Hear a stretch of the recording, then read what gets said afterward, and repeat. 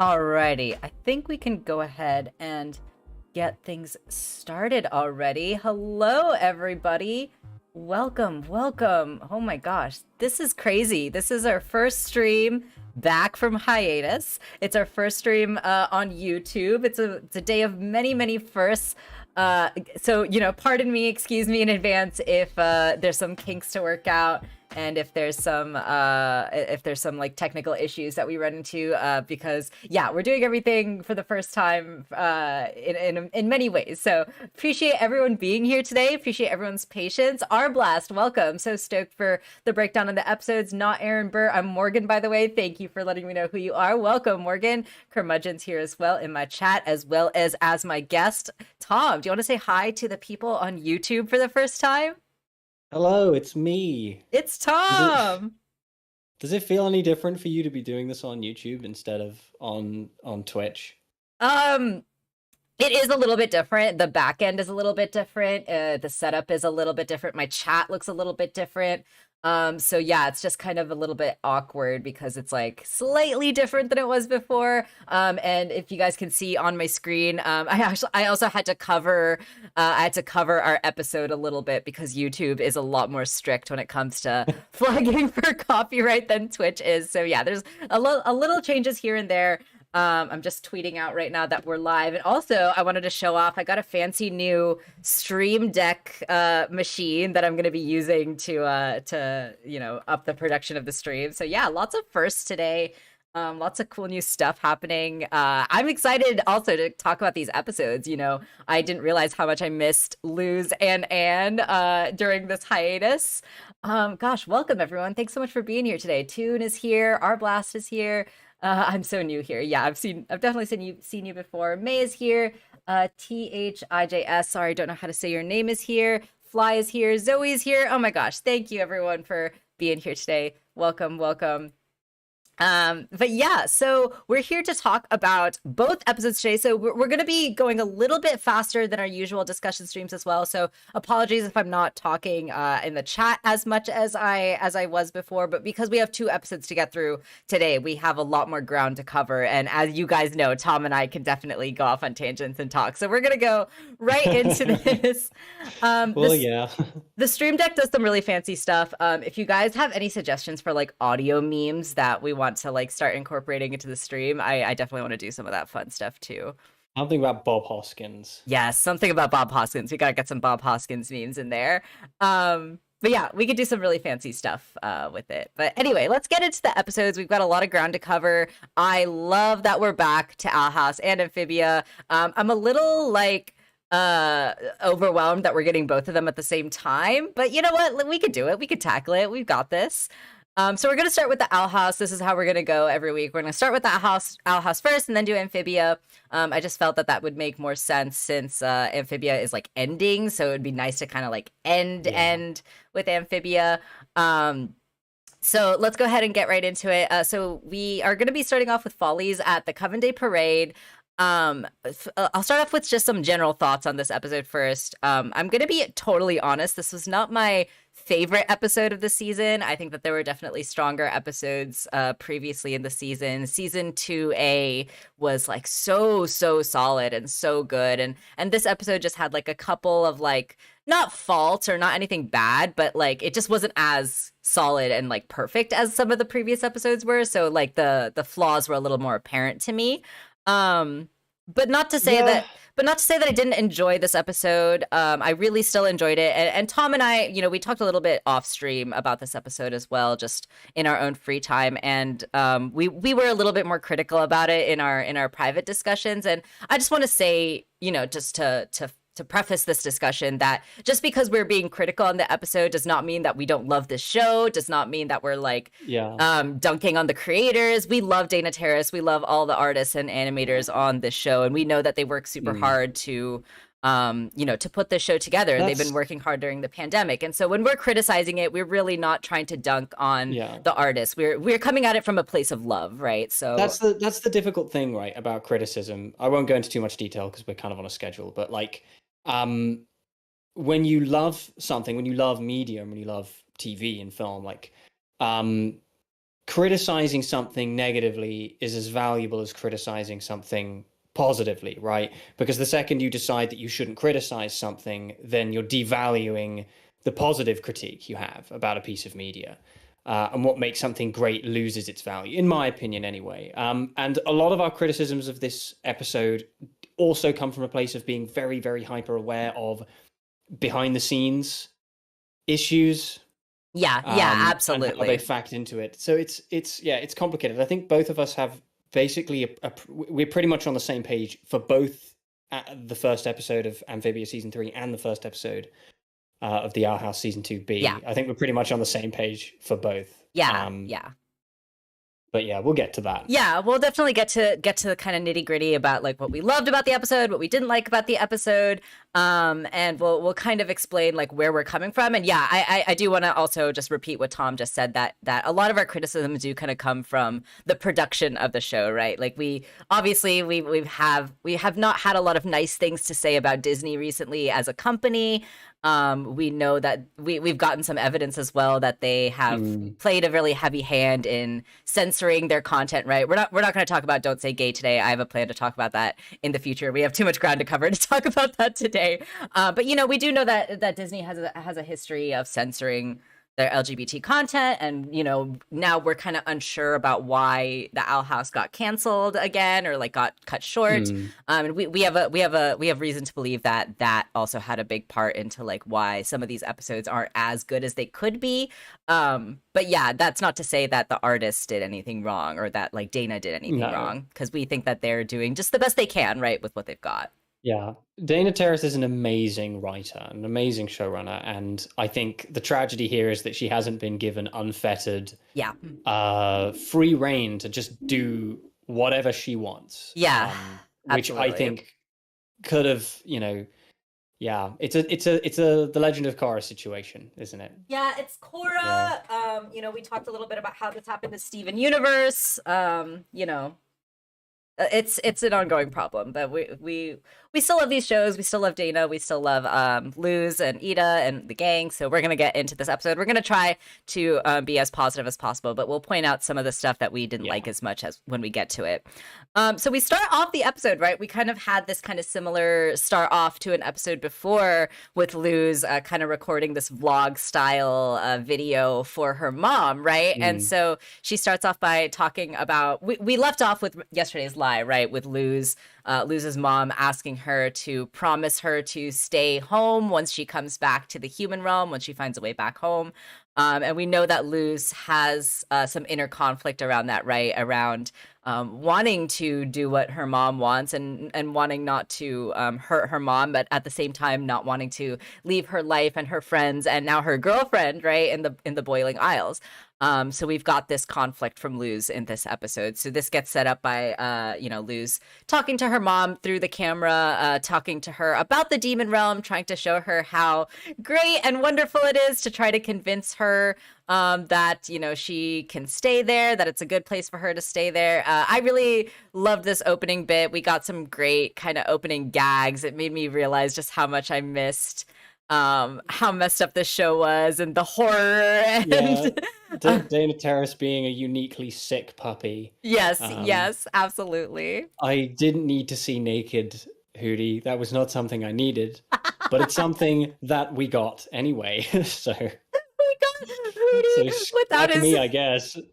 Hootie without his skin on and just his skeleton. Yeah. Definitely the strength of this episode comes in little nuggets rather than the macro things. And I've always felt like, I did a whole video about it, but like I've always felt it's the micro of the Our House that makes it a complete picture rather than the macro. The issue is when the macro starts to take kind of precedence over the micro. Yeah. But again, we'll get to that as we kind of get into the plot. Yeah, absolutely. And I'm reading the chat and I'm agreeing what everyone's saying. Tune, Rooster, May, Magical, everyone, Zoe, everyone has some really good points about their critiques of the episode too. So yeah, I'm glad that we're all kind of on a similar page here. But yeah, I loved this opening bit. I thought Dana loves to show us the innards of her characters, I guess. I don't know if you guys saw that King fan art that she did from the charity stream that they did last week, right? The with King with his skull off. I'm just like, Dana, why do you like to give us nightmares?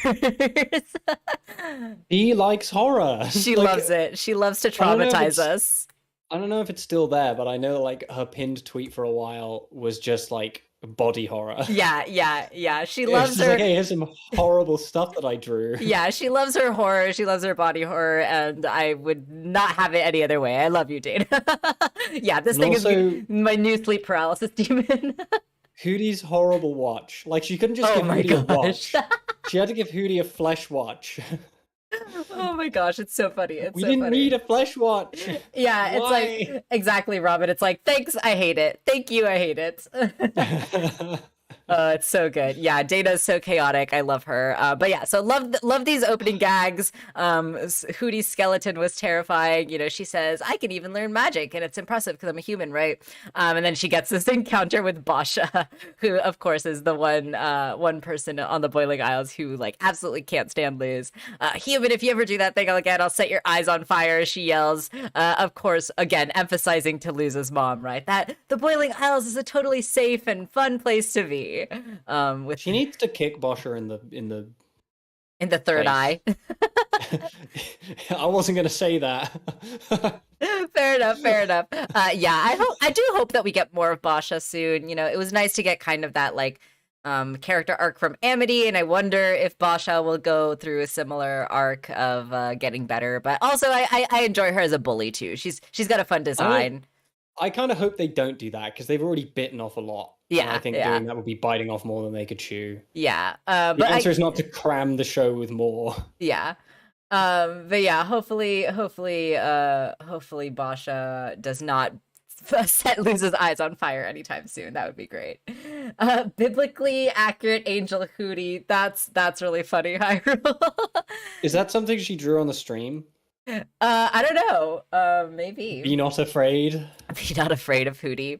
I am afraid of Hootie. I'm terrified of Hootie. Hootie's too much of a nice little nugget. He may be a little weirdo, but he's a nice boy. He's a good boy. Yeah, we love him. He's a polite young man. And then we get a little clip of Hexside, right? Luz introducing her mom to Belos, and of course, the safety being the top priority of the students, of course, right? And then I was like, great, what horrific thing are we gonna turn to now? And then, of course, we pan over to the new detention door and the student getting chucked into the detention door. And I loved this gag too, as well. It was so funny. It made me laugh with this kid just going, "Help me," as he's like getting thrust into the dark void. This kid is dead. This kid is. That kid is definitely 100% dead. Honestly, there's a lot of unnecessary death between these two episodes. A lot of unnecessary death that never goes accounted for. By the way, No, it's so gruesome. Both of these episodes, just lots of unnecessary death. Lots of kids getting thrown into the void. and also some very dark references to things. But Yeah, for we'll get to sure, that. for sure. Yeah, I mean, Principal Bump is just like a bad person, right? Yeah, Like he's yeah. just a bad. We love him, and he's hot, but he's also a bad person. He's got beautiful hair. Yeah. He's just a horrible. He's just the things he does to these kids. Yeah, and then like the guard, right, with his scary like upside down skeleton face, and yeah, just the creepy, hilarious factor in this episode, especially in this beginning sequence, was excellent. And yeah, I wanna read out loud Toon's comment here, where I can't help but think all these videos she's been unable to send across the season is going to play a huge role in this conflict. And yeah, I'm definitely curious to know how these videos are going to end up playing a factor later. Because we don't know, right, if Camilla has watched them yet or anything. So yeah, I guess we'll have to wait and see. Okay, and then we get our opening sequence. Love the opening. The opening made me so hyped to hear again. Love TJ Hill's, music. Good stuff. It's a lot of the enjoyment of this episode just comes from the fact that I missed Luz. I missed the vibe. I miss the vibes. Yeah, for sure, Miss for the sure. energy. It's good to be back from hiatus. That's for sure. Indeed. So we get back to this little moment here in the front steps of Hexside with Luz and Gus and Willow all chatting, and they're chatting about Bellos in particular, right? They're kind of like gossiping about like what is his deal. He's like he's evil and and he's shy, Gus says, right? Willow's like, oh, I heard that there's just a mirror underneath and the real emperor was society all along. I thought that was funny. We live in a society. We live in a society. The real villain was society all along.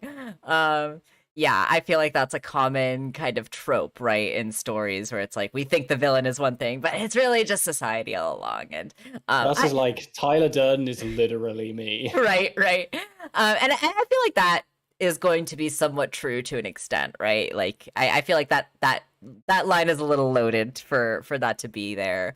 Maybe he's so I don't know, maybe. Maybe he's so handsome that people have a hard time focusing on what he says. And I love how at the end of the episode, this is basically debunked for them, right? Because they like saw Bellos' face and they're like, not that handsome. Yeah.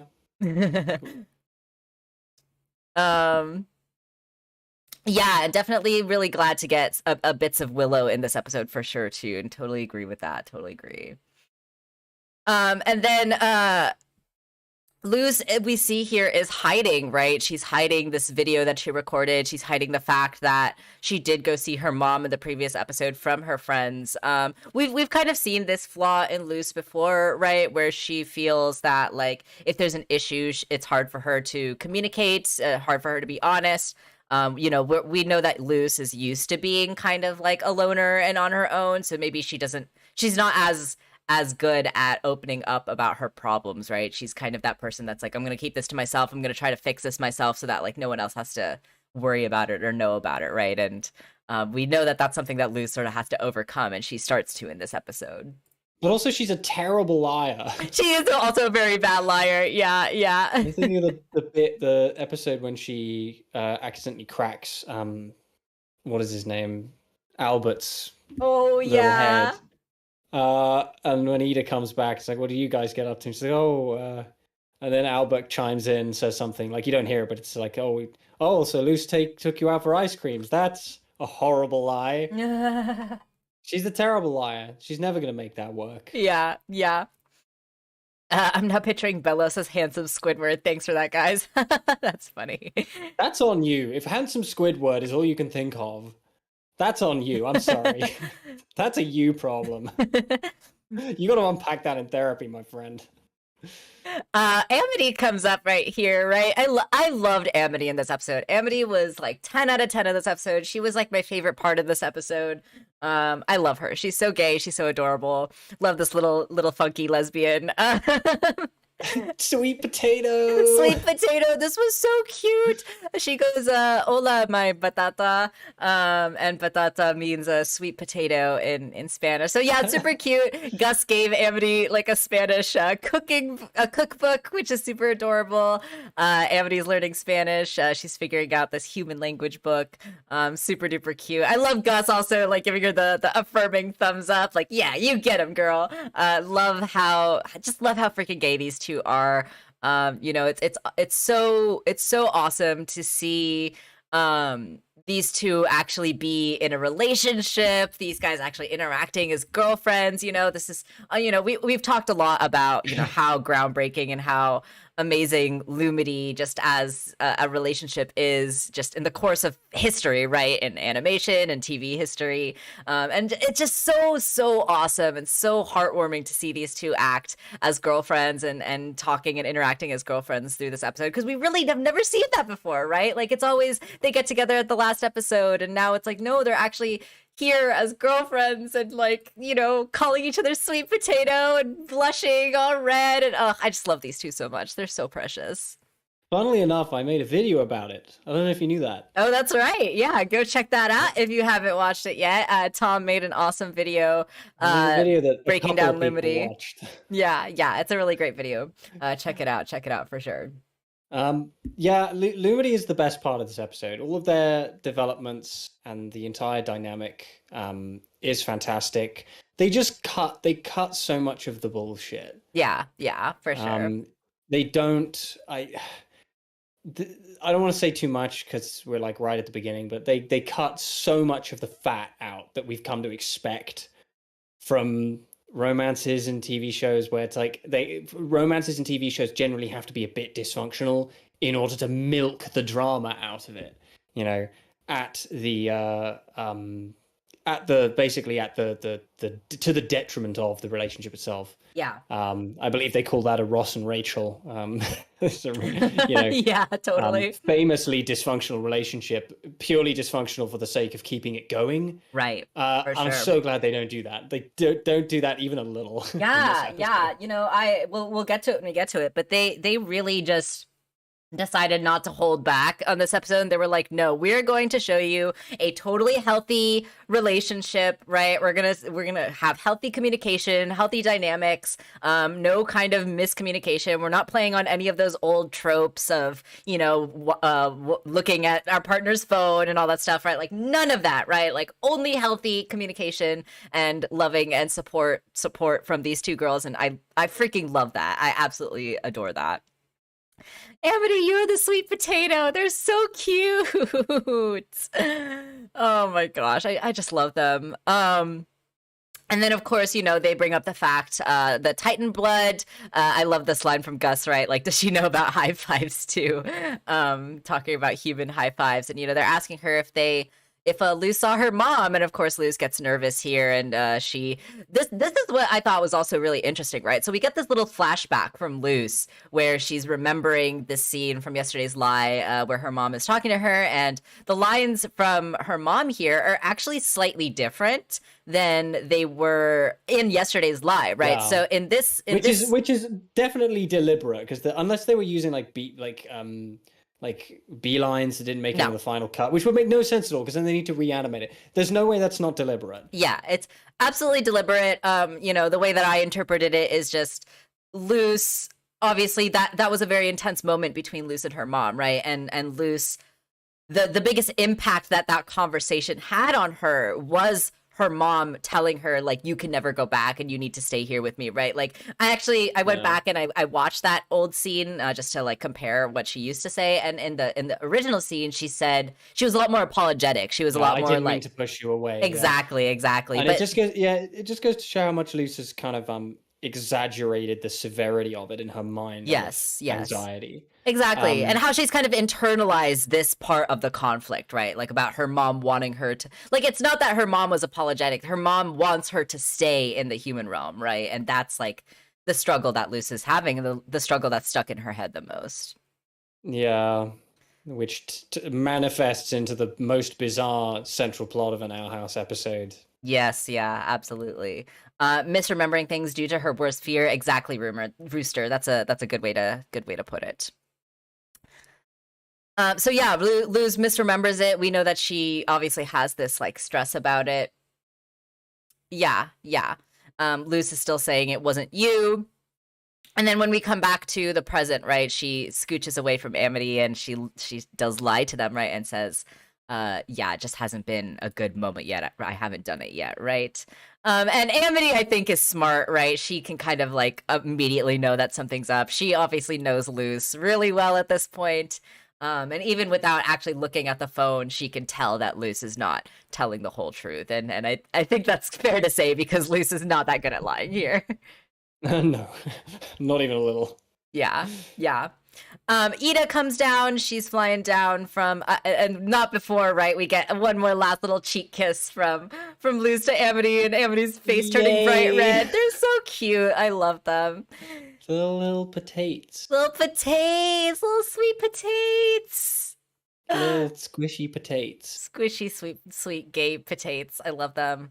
Amity does find Luz's phone, though. Luz leaves behind her phone, and that's you know those important. purple sweet potatoes you can get? Oh yeah. That's the specific kind of sweet potato that Amity's a purple sweet potato. Oh, so cute. I don't know if that can necessarily be called a blush. That's more than a blush. That's like circulatory problems that she should probably get checked out. Yeah. Amity seems to have a lot of like blood circulation. She's got some serious blood pressure issues going on there. That's just the effect that Luz has on her.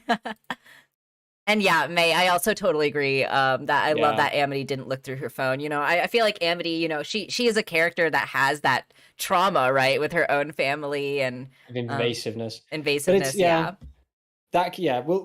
we'll talk more about that when it actually comes to it in the episode. Yeah. Yeah.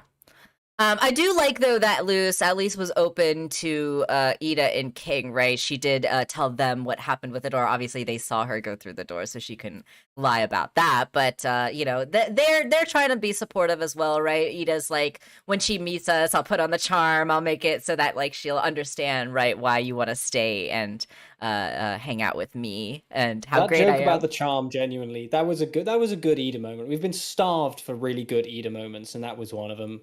Yeah, yeah, I that really, turns I people really into liked that. obedient zombies. Yeah, I'll put on the charm beat that turns people into obedient zombies. I liked that. That's a yeah, very Ida yeah. y thing to say.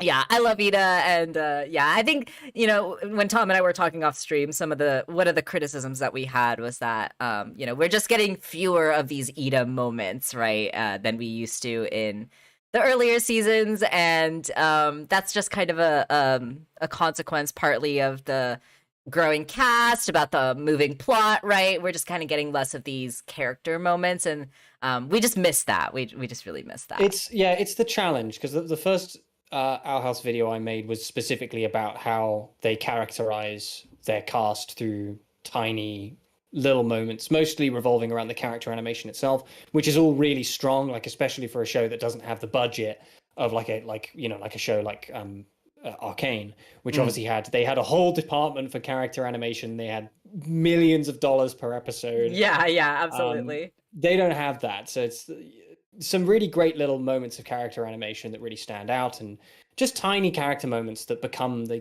piece together this portmanteau that is the Owl House and is like so much of the enjoyment of the Owl House. Yeah. And I think we're kidding ourselves by acting like this isn't a character driven show. Like this isn't and hasn't always been 100% character driven. Yeah. You know, and I know people love plot stuffs. People are obsessed with plot stuffs. The current age of television does not look kindly upon episodic shows because people love plots. They love things to move. I don't care really at all, personally.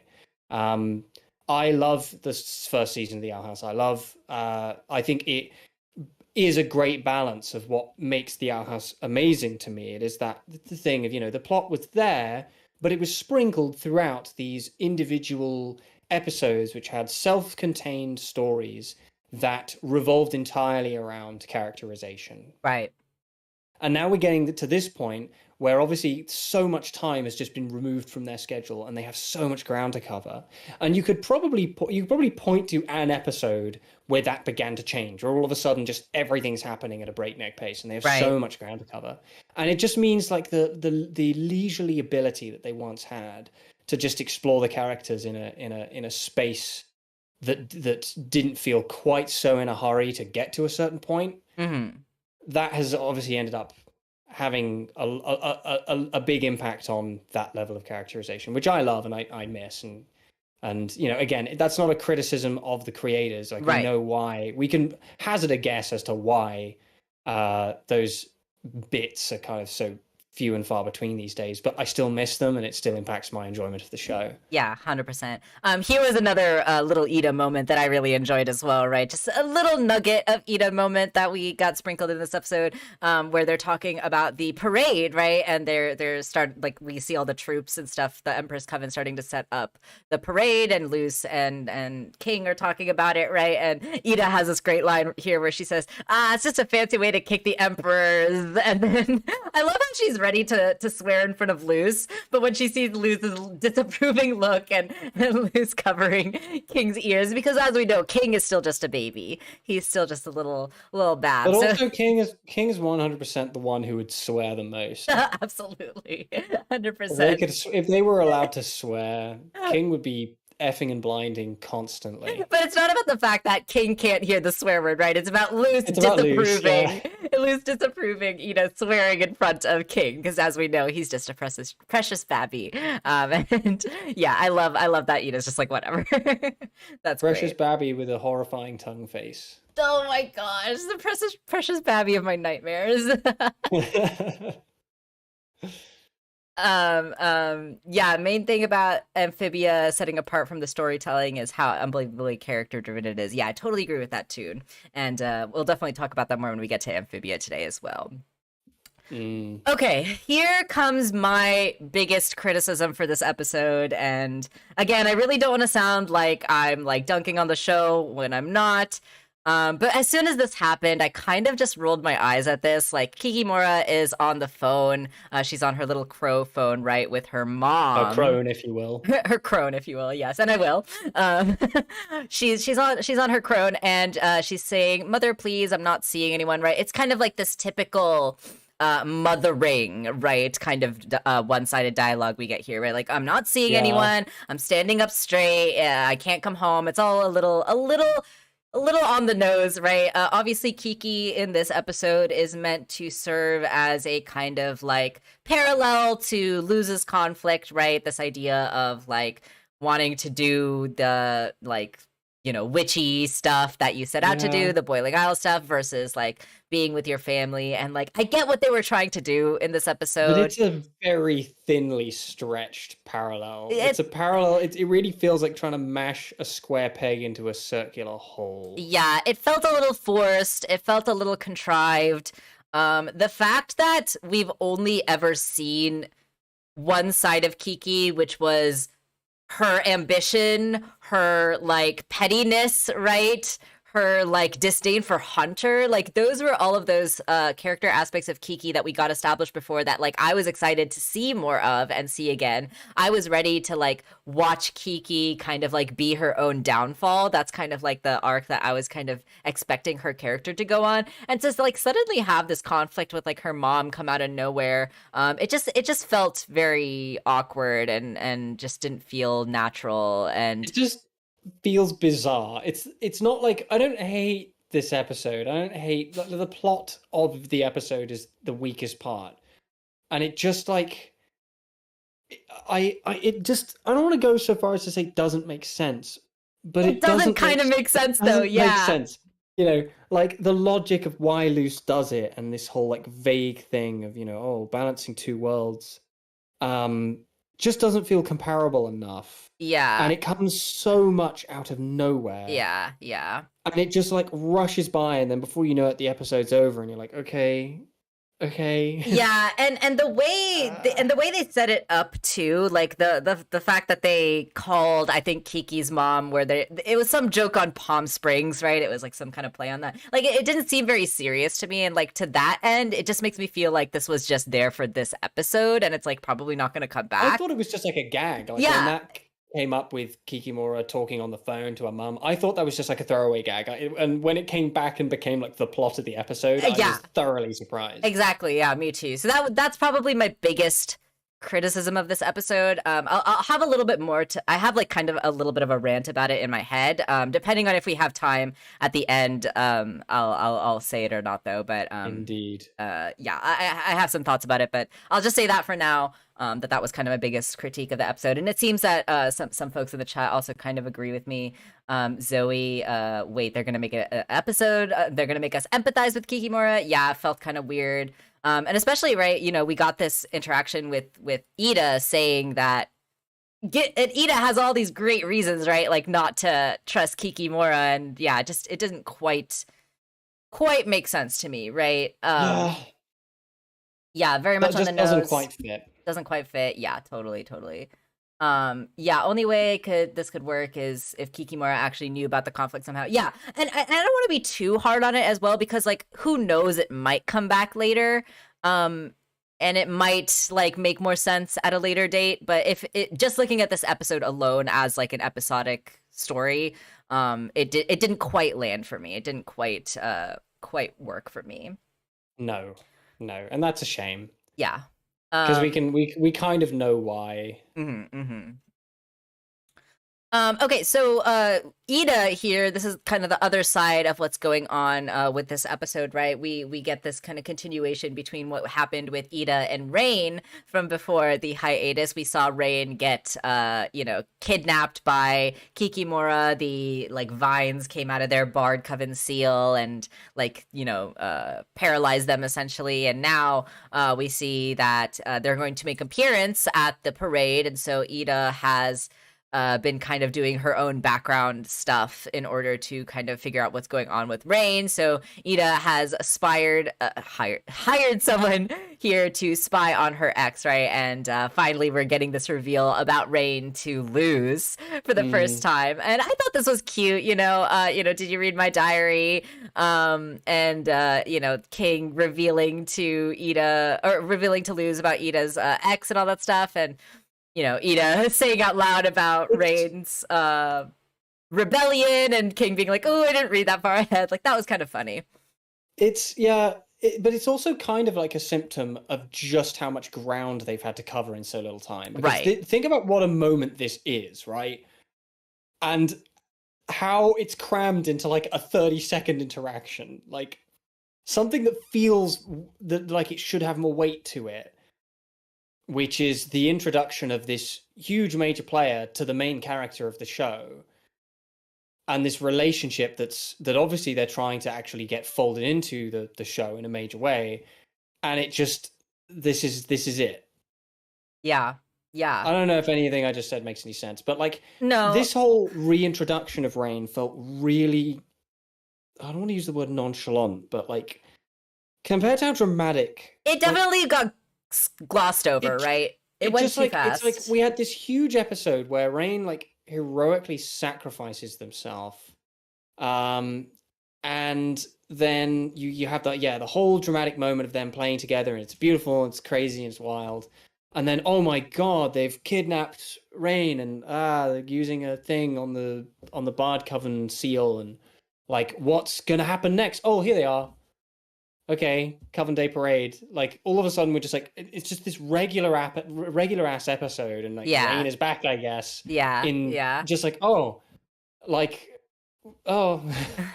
Yeah, I don't know. Definitely the Rain parts of this episode felt like they were moving a little bit too fast as well. And this is kind of the other criticism that we had of this episode and kind of this season. And I want to preface this by just saying that we really love Rain. We like Rain. Rain is very cool. Rain is a cool character. Rain is an awesome character. I also really love. I have a really soft spot for Avi Rourke, who is the voice actor who plays Rain. I recently listened to the audiobook for Cemetery Boys, which is an audiobook that Rain's voice actor actually narrates, and it's excellent. I highly recommend it. I just really like their voice. I really like their voice acting for Rain as well. And I just feel like this is one of those aspects of the show that we feel suffers from Disney's, studio meddling. Yeah, exactly. Like, we know that Owl House got cut short. We know that like they have less time to do as much as what they want. And we just feel like Rain was probably meant to have more character development, probably meant to have more screen time. And it's Rain literally just like I think of all the characters, Rain got shafted the hardest. Yeah, I agree. I would compare Rain almost to like Peridot in Steven Universe in terms of like how kind of like shafted they're getting. Like, there's so much potential there, and like, even so, like, I feel like there was more of Peridot. I feel like we got a lot more eventually, of being just part of the family. Yeah. And it's not out of the nature of what Steven Universe is for characters to simply show up and be accepted, because that's in Steven's nature. Right. But like, the way I worded it to you was like, they want us to care more about Rain than I personally do. Right. Because Rain like shows up one episode, and I came to really like that episode. But you'll recall, and anybody else who kind of watched the stream will recall, I really didn't like that episode first. Like, that episode kind of rubbed me the wrong way. Ida's Requiem, right? Yeah, when I shifted my perspective away from Rain and onto Ida and what it implied about Ida, I came to really like it. But Rain is just there. Like, Rain is just this character who shows up, and all of a sudden we're expected to care immensely about this person who's like this unspoken figure in Ida's past. And this is literally like we get hints to them, but this is literally the first we see of them, and literally the first we see anything substantial of them. And then all of a sudden they're gone, and their heroic sacrifice is only as interesting as it applies to Ida's life. Right. And when you get to this point where we've only seen Rain in one other episode, for an episode like this to work, we simply have to care more than I personally do. Now, there's lots of people who may care a lot about Rain in concept, but if we're being honest, it's purely in concept. Right. The idea of what Rain is more interesting than what Rain literally is in the context of the show. Right. Like, I couldn't. The way that we said it, the way that we said it off screen was that if Rain were to suddenly die in the next episode, we as the audience would be more sad about Ida's loss, right? Rather than we would about Rain and the character. Yeah. Exactly. Yeah. So I think that's fair to say, and that's again a consequence, I think, of the fact that Rain didn't get as much development or screen time as maybe the creators had originally hoped for. And sorry for interrupting you. Continue. I'm going to disagree with Hyrule here about, and I agree. I do think you're centrally right that this could have been avoided by ousting one of the major characters. I think that's true. I think but at the point, they probably got to the point when they were actually cancelled. Hunter was probably already introduced in the timeline. I think Rain should have been the one to go. I think Ida doesn't need Rain to still function very successfully and very movingly as a character. Hunter had already been introduced, so Hunter probably couldn't have been just like taken and thrown away. Hunter is clearly very, very central to the actual plan that Bellows has. If I were to and I was thinking this, I didn't say it to you over our chat yesterday, but truth be told, if I were in their position and I could, I would have ousted Rain. Rain is the one I'd send to the chopping block, to the cutting room floor. And that's me saying that as somebody who doesn't know what's going on behind the scenes. I don't know how central Rain actually is. We could come to it and realize, oh, that's why they clung on to Rain, because Rain is actually really central to the big picture. But at the moment, it doesn't feel like that. Yeah, And even if Rain is central to the bigger picture, the fact that it doesn't feel like that is an issue in itself in terms of how the character is presented to us, right? Right. Rain, Ida, without Rain, Ida still functions very well as her own character. She still functions very well on this journey of maturity and becoming sort of like a surrogate mother. If you need any more evidence of that, the climax of Ida's Requiem is her becoming a mother. Yeah, her adopting king, right? Yeah. That's what her story revolves around. And Rain just is there. And I really want to like Rain. Rain has such a cool design. Rain is such a neat character. I love the VA. But Rain just is there. Yeah, I just wish that I wish we got more from Rain. I wish Rain was more of their own character. And that's not to say that I think romance also is unnecessary or romance is bad, because obviously I really love Amity and I really love Luz and Amity's relationship. But I mean, even just think about that, right? Compare how complex and dynamic Luz and Amity both are as individual characters and in their relationship compared to Ida and Rain, and kind of how. I mean, obviously, there's a layer of complexity to that too, with Ida's curse and their past relationship, and now with Rain getting brainwashed and all that stuff, obviously, right? But it's not. But again, that's all plot. Much more interesting. Yeah. That's all much more interesting in the context of Ida. Right, exactly. Rather than Rain. Yeah, it's not. And Amity has her own, development and arc and complexities outside of Luz, where Rain really doesn't, at least at this point in the story. So all that to say, I love Rain. I love Ida and Rain's relationship. I love the direction they're going in. I just wish there was more, and I wish it was more fleshed out. I wish there was more time for it to develop. I wish, I just wish there was just more time for that to kind of fester and for us to sit with it and for us to get to know the character, rather than us kind of just needing to get through the plot, right? So that's probably my second criticism for this episode.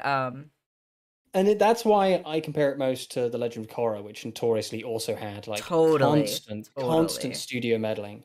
And a lot of people will be really rough on The Legend of Korra in a way that I think is only semi-deserved. You should go easier on that show when you know the context of just how shafted it was. Absolutely. like this is very much the same. There's a lot of stuff, particularly in the second season of The Legend of Korra, that's just like, what were they doing? Right. Like so many, this feels like that. Like this is, I love The Legend of Korra. Like The Legend of Korra is one of my favorite shows for a lot of personal reasons. You know, Yeah. I'm not going to qualify that here because I don't want to have a fight. But like, it's one of my favorite shows, and this is too. And I'm having a lot of those same feelings of like, it would be such a tragedy to look back on this as another The Legend of Korra, where it's like, what could have been. Like, I Right. love this show with an asterisk, Right. you know, see Right. footnote. Right. Absolutely. Absolutely. Yeah. And it sucks. It really does suck. You know, Disney sucks. Disney sucks so much. Disney sucks so much. I do love Shipper Lose though. Shipper Lose is cute. You know, if we're gonna get some feelings about Rain and Ida, I do love that we're kind of getting it filtered through the fangirliness of Luz. That's adorable and precious and very on brand for her. Luce is a magnificent protagonist. She is. Utterly magnificent. I'm so happy to see her again. She's great. Yeah, awesome. It's so good, so good. Okay, so I wanted to get some of these details on Rain. Right. So title, head witch of the Bard Coven, master of all manners of instrument, from the geese scar to the organ. Love it. Great. Palisman unknown. So we actually don't know what Rain's palisman is. We've only ever seen them use the instruments as weapons, right? Yeah. And then I wanted to also pause on the second folder that we got here. We get these pictures of Rain. We see Ida and Rain, you know, in the bat mask. Likes spicy food. Favorite movie is Die Bard 2. That means that both this episode and the Amphibia episode make a reference to Die Hard. That's really funny. They both did it at the same time. Although I will say the Amphibia one was significantly funnier. Yeah, that one got a good laugh out of me. And we also, I wanted to acknowledge that we got this photo in the upper right corner, and this is actually the same photo that we saw previously, right? I think in either Ida's like lunchbox or something. It was in Ida's stuff, but we had Rain covered in that photo, right? We didn't actually see them, but now we get to see the full photo. To see them. Look at them, these cute little babs, so cute. I kind of like, it makes me as a lover of film noir, it makes me a little sad that like the one glimpse we get into a private investigator and they're just like a non-character. They didn't even give them like a proper design. They just made them a ghost with a hat. Yeah. Like I would have loved to have seen like a proper noir-looking detective character in the Boiling Isles for me to like do fan art of, but you know, it's whatever. It's fine. I'm not hurt. Yeah. I'm not hurt. I love Luz again, just being a dorky little fangirl. She's like, it's just like Hecate in book 5, right? Azura book 5. Yeah, she's just like comparing it to her ships, which she continues to do throughout the episode, right? She continues to kind of draw back to Azura, which is what tips off Amity, right, into cluing her into what's going on. But yeah, Ida is expressing here, you know, how kind of confused she is about what's going on. You know, they were seen as a traitor. Also, can we just acknowledge like how awesome it is, how casual this throwing around the they them pronouns is throughout this entire episode? Like so many days for Rain. Maybe you could just ask them about it, right? Like it just makes me happy. It just means a lot to me. I'm sure it means a lot to a lot of other non-binary people out there, a lot of other people who use they them pronouns, and yeah, it just makes me happy. I'm just like, as much as it hurts to say that, like, you know, Rain is not as much of a developed character as we would like them to be, we still do have to just acknowledge how groundbreaking it is just to have this non-binary character and unapologetically use they them pronouns for them. And it's a shame that we don't get more of this character, but it is cool that we are getting it at least this much, because this is the most that we've really ever seen before. People are talking. Die Hard 2 doesn't even take place during Christmas. Die Hard 1 is the one that people argue about being a Christmas movie. Die Hard 2 doesn't take place anywhere near Christmas. So therefore, Die Bard 2 is not a Christmas movie. But Die Bard 1 is a Christmas movie, and that's the end of that debate. There we go. Thank you. That's the end of that debate. We get this little moment of Kikimora being a bitch-ass loser and tripping over a plank of wood. Oh, she's so pathetic. Did you see the thing on Twitter, the edit somebody did of her tripping over the wood, and then it snap cuts to the doing the worm? Yeah. That was really funny. Gotta love those Twitter edits. This episode did make me kind of love Kikimura though. She is kind of a little dork ass loser in this episode. She's such a pathetic piece of shit, like actual piece of garbage, Yeah. pathetic wimp, and I just identify with that. Yeah. That's me. Kikimura is me. I love this expression that we get from Luz in this episode. This moment where, you know, she's got the Abby face from Turning Red, right? The three shaped mouth. She's scheming up some plans. And yeah, you know, Ida's like, as if Kikimura would give us the time of day. Cut to Kikimura crying like a little loser nerd. Yeah, Palm Stings. That's right. That's where her family is from. Palm Stings. That's me. That's me. And yeah, you know, she talks about like, if I leave my job, I'll be banished. But you know, if, my mom said that I won't be able to come back, right? And Luz is trying to comfort her. Maybe there's a way we could help each other. And yeah, Ida at this point, this is the point where I was like, Ida's bringing up some good points here, you know, like Kikimura nearly turned them to stone.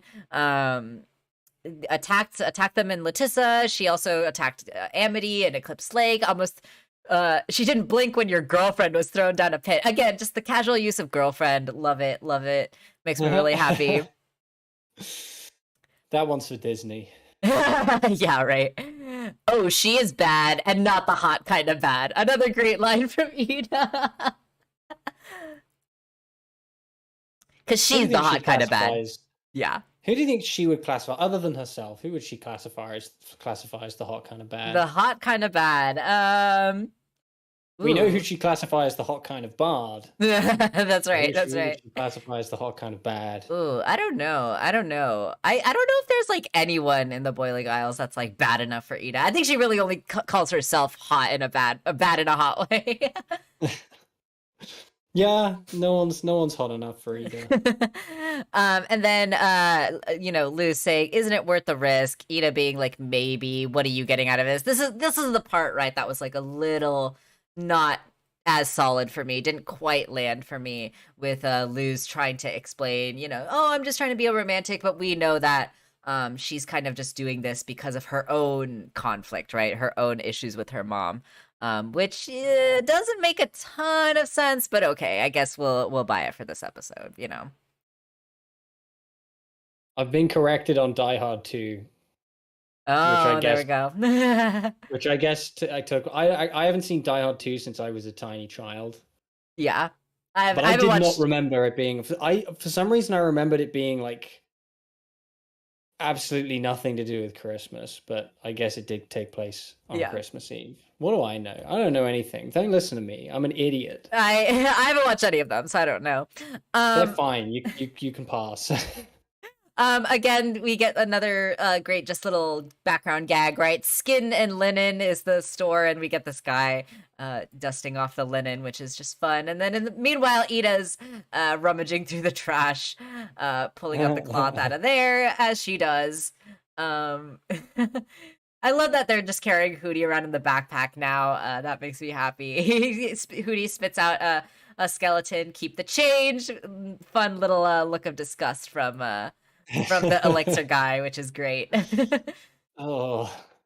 And then we get another fun little just background gag moment. Sail on Dragon Teeth. First of all, we gotta take advantage of that. And then we also see Ed is back, right? And he's selling these dynamites to King. That's how many times I was sent to the Healing Coven, the Ed Ricochet 11. He was sent to the Healing Coven 11 times for using... I like how they never actually concretely answer the question of whether it's legal or not. Legal, whether it's above board. Like, they don't answer the question. They just leave it... They leave it inferred. Yeah. Because, you know, it wouldn't have made it past censors otherwise. Yeah. We get it. I love just the gag that we get with these characters too, right? Like, would that make you more or less likely to be interested in them, right? And King just having to think about it for a moment. This is another... I feel like this is another symptom of just how much ground this episode covers in so little time. Yeah. Watching this, had no idea what the hell was going on. Like, all of a sudden, things are happening. And Ed has fireworks, and it's like I had no idea what was happening. They don't clue us into any of it. It's just like happening at this blinding pace. Yeah. And Yeah. we don't know what the hell's going on until it just like happens. And Yeah. then Yeah, like as fun as it was to get this moment here with Ed, it did feel a little like all over the place, right? Like, oh, we're getting this, we're getting this. And yeah, they're like getting ready, right, to execute their plan and stuff like this. But then like by having this nugget of this character and all that stuff, it does feel like a little like pulling us in a bunch of different directions, like in a very rapid succession, right? yeah. That's just kind of a little nitpicky criticism though.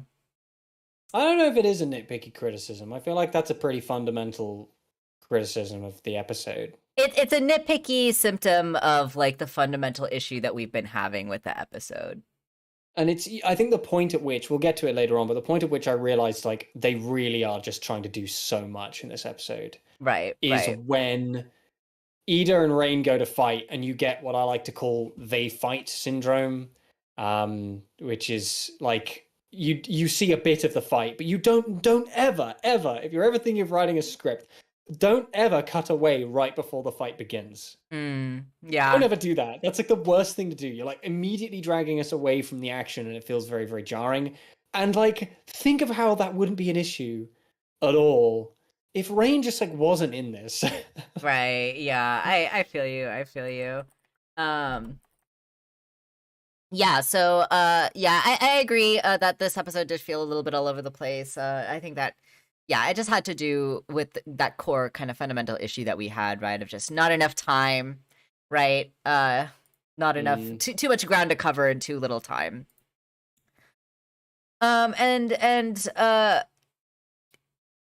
Yeah, we get this kind of go over of the plan. You know, I do love King and Hootie in this episode. Like their dynamic was really cute, and I love their kind of just like chaotic gremlin energy. That was fun. And then you know, Luz explains the stage. They're gonna capture Rain off the stage. It'll be the best of both worlds. She'll set an example for us all, right? Again, just kind of reiterating that motivation from Luz before she corrects herself and says, I mean, Ida will get a romantic reunion with Rain and it'll be great. In many ways, the contrived nature of the plot of this episode very much feels like a symptom of, we have lots of ground to cover, can we kill two birds with one stone? Definitely, 100%. You know, it's I feel like this, in my opinion, I think this episode probably began as a Rain episode, where we got to kidnap Rain, we got to get Rain back. I don't sincerely imagine it began as like a Kikimora. We got to kidnap Kikimora. Yeah. Episode. I think it yeah. began as a Rain episode, and they grafted the whole Kikimora thing onto it. And like, how do we? Oh god, it feels like a symptom of reverse engineering. Yes, trying to reverse engineer the plot to get to a certain point. Yes, rather than thinking of where they need to go and letting that happen naturally in the creative process. It's just such a it's such a headache. Yeah, they needed Luz, right? They needed to explore Luz's conflict. They needed to explore the internal struggle that Luz had. But I feel like they could have done it without Kikimora, right? Like we got so many great Lumity moments in this episode that explored that, and it's like they could have leaned more into that maybe instead of doing this like Kikimora subplot. I don't know. Like I don't have the answers, but that's the thing. They're trying to do this complicated thing of like, how do we create a story all about Luz trying to prove to herself that she can manage both, you know? And I'm trying to think of like a good example, like a comparable example. There's an episode of something, and I can't for the life of me remember what it is, where a character is going to two parties and they're trying to appease both people by going to two parties, and they're just getting like increasingly drunk. 50 points to anybody who can tell me what I'm vaguely remembering. It's an episode of something and I can't remember what it is. And oh god, I just don't remember. That was kind of that same situation of trying to balance two parts of their life. Right. Okay. In a way that was like the central to the episode. And this is like the opposite of that, where it feels so grafted on. Yeah, absolutely. Weird. Anyway, we're an hour into the stream and we're like only kind of halfway through this episode, so let's get moving. I love this Willow scene. This was the one scene in the episode where like I'm really glad that they made the time for this scene, right? Like they kind of like this didn't feel like I was being pulled in another direction, right? This felt very natural. First of all, we gotta love buff Willow. Willow working out and like lifting weights. You know, she's ready to kick ass. I love her. And then She's ready to crush some skulls. she's ready to bash some skulls. Absolutely. Oh, Amity comes by. It's been a while since I came here on my own. Obviously, she's a little awkward. And then you know, but I do love that these two are starting to kind of like reconcile their friendship, right? Like Willow at the end of their kind of like last encounter was like, you know, we're not friends, but we're getting there, right? We're on the right direction. That was in the Understanding Willow episode, right? And so, gosh, it's been so long since we had some good Willow moments. Oh, it's been so long. It's been so long. Starved.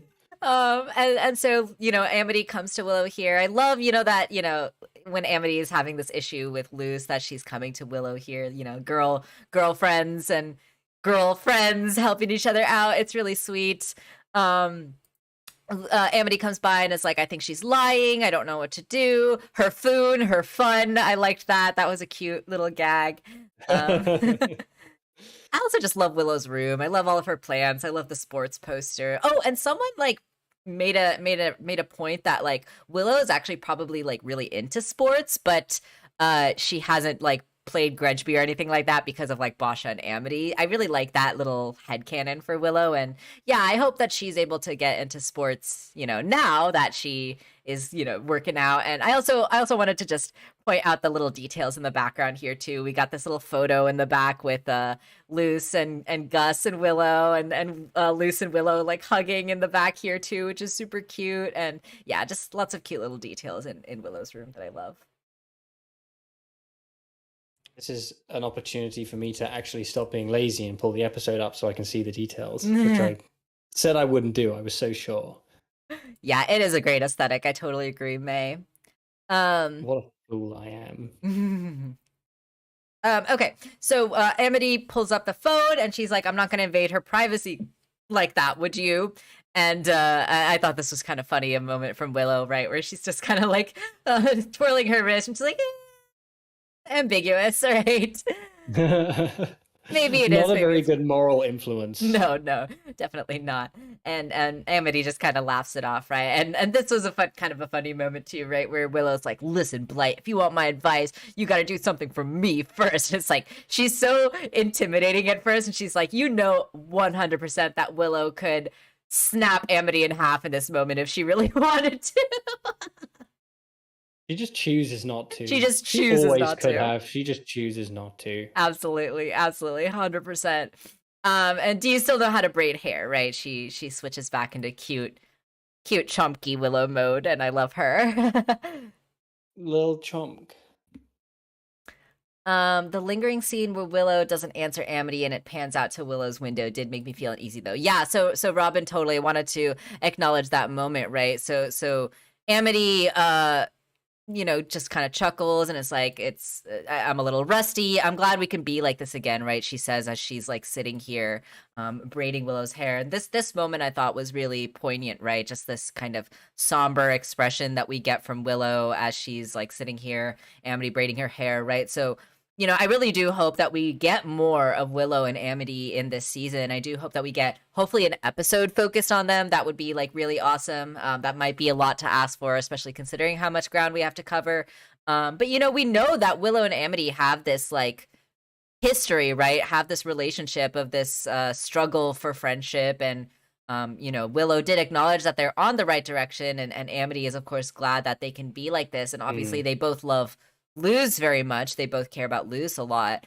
But we know that it's probably going to take more on Amity's end, right? We can kind of see that through Willow's expression here that, you know, she's still just on the way to becoming friends. And there's still kind of more that Willow is thinking about that hopefully will get explored soon.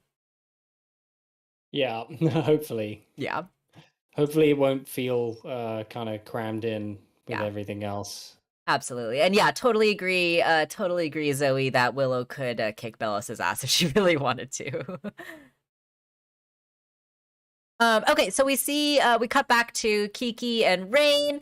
Rain is here, kind of leaning over Kiki, and at this point, right, we're kind of a bit unsure about what's going on here, right? The last that we saw Rain, they were being taken away by Kikimura with all the vines and stuff like that, and here we see that they're not being restrained, right? But we do see that they have that horn, right, tied around their waist, so that's going to be important, of course, too, and. We see that Rain here is kind of reverted back, right, to how we saw them before their encounter with Ida in Ida's Requiem, right? We know that they're very against being on stage. They've got this like stage fright, which I love. It's one of my favorite things about their character, right? Them being a bard that has stage fright. It's just really good. Talking to people, waving to people, right? That is relatable. I totally agree with that, right? Fucking people. And then Rain says, right, I'm just happy to do my part, which is where that kind of like brainwashing feeling kind of comes in, right? It's funny, because you say one of your favorite things about Rain's character is that they're a bard with stage fright. Yeah.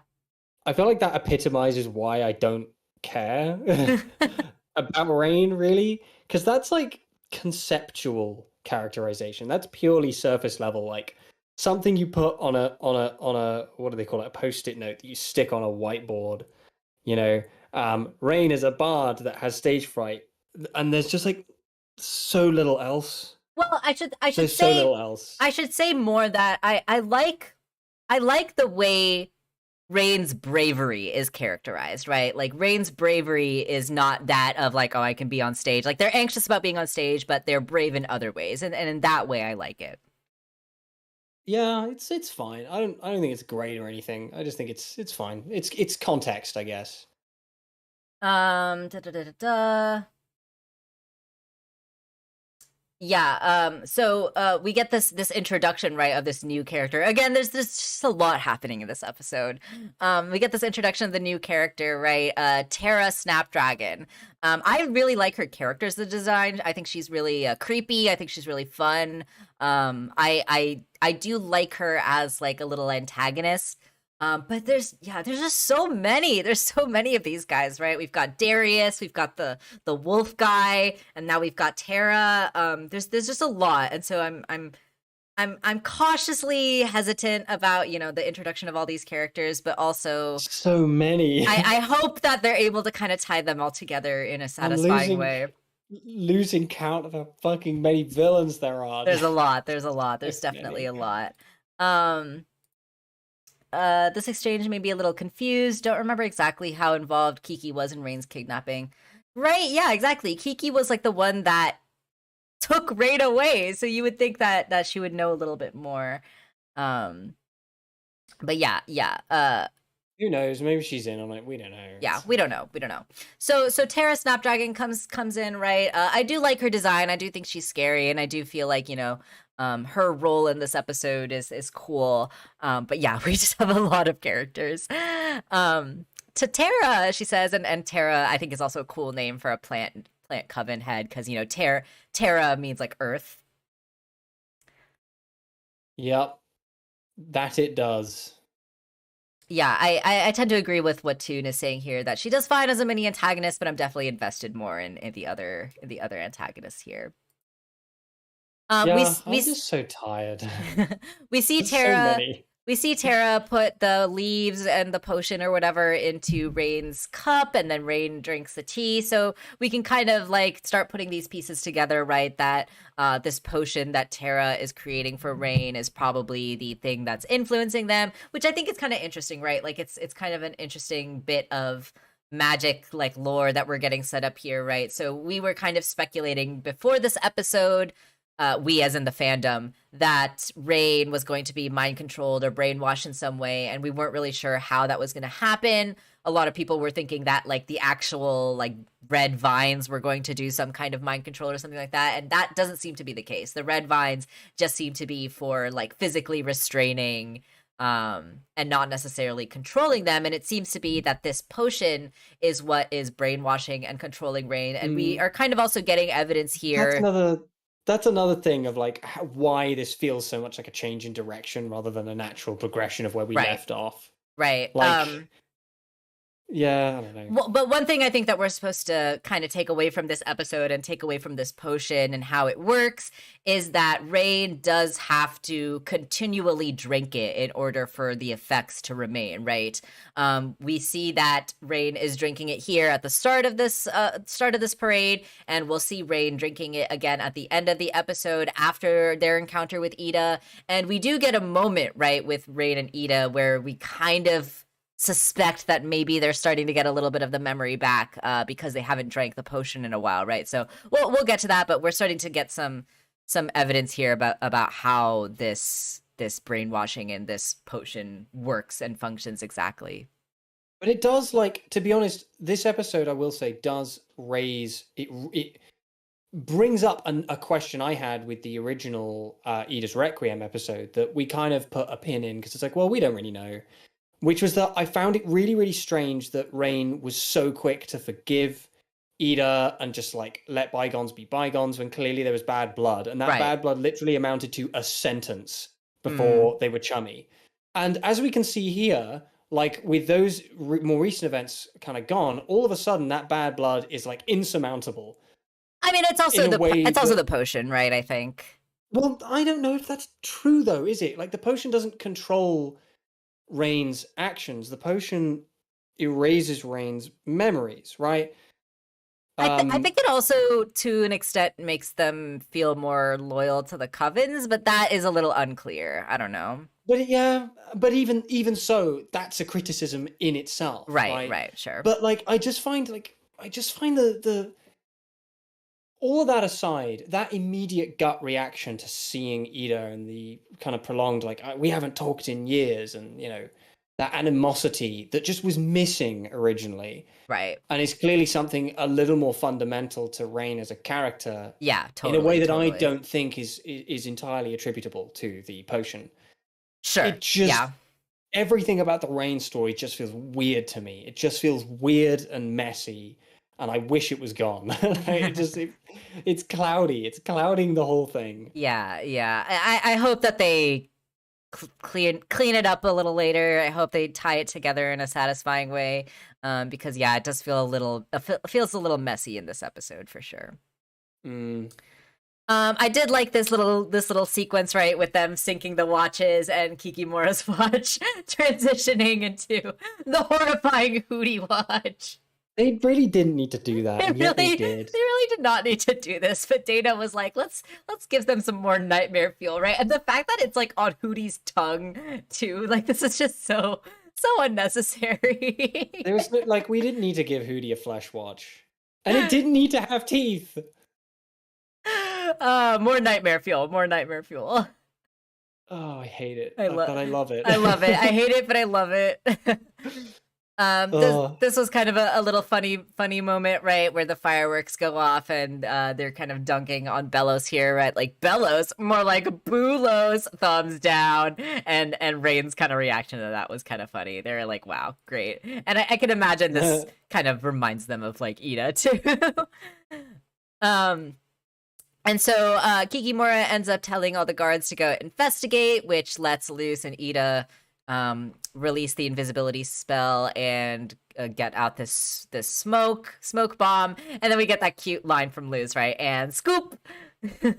Which that's exactly the same soundbite as the Grudgeby episode. Right? Yeah. So that's 100% an editorial choice. The editor saw that clip and they were like, we need that. We need it. The mouth is hidden, so there was no reason not to do it. Like, it's not like it wouldn't match up with the like mouth movement, because there is no mouth movement. Right.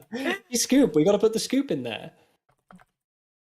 Yeah, absolutely. And I love how Kikimura is like trying to like be all fake dramatic here, like, I cannot believe we are being taken against our will, and Luz trying to like improvise some lines here, right? And she ends up, you know, referencing Azura and Hecate and all that stuff, which is what, of course, clues off Amity to you know, get what's going on here and follow Luz as they walk off again. And this was a bit of a creepy moment, right? When Rain, we think that Rain is going to attack Luz.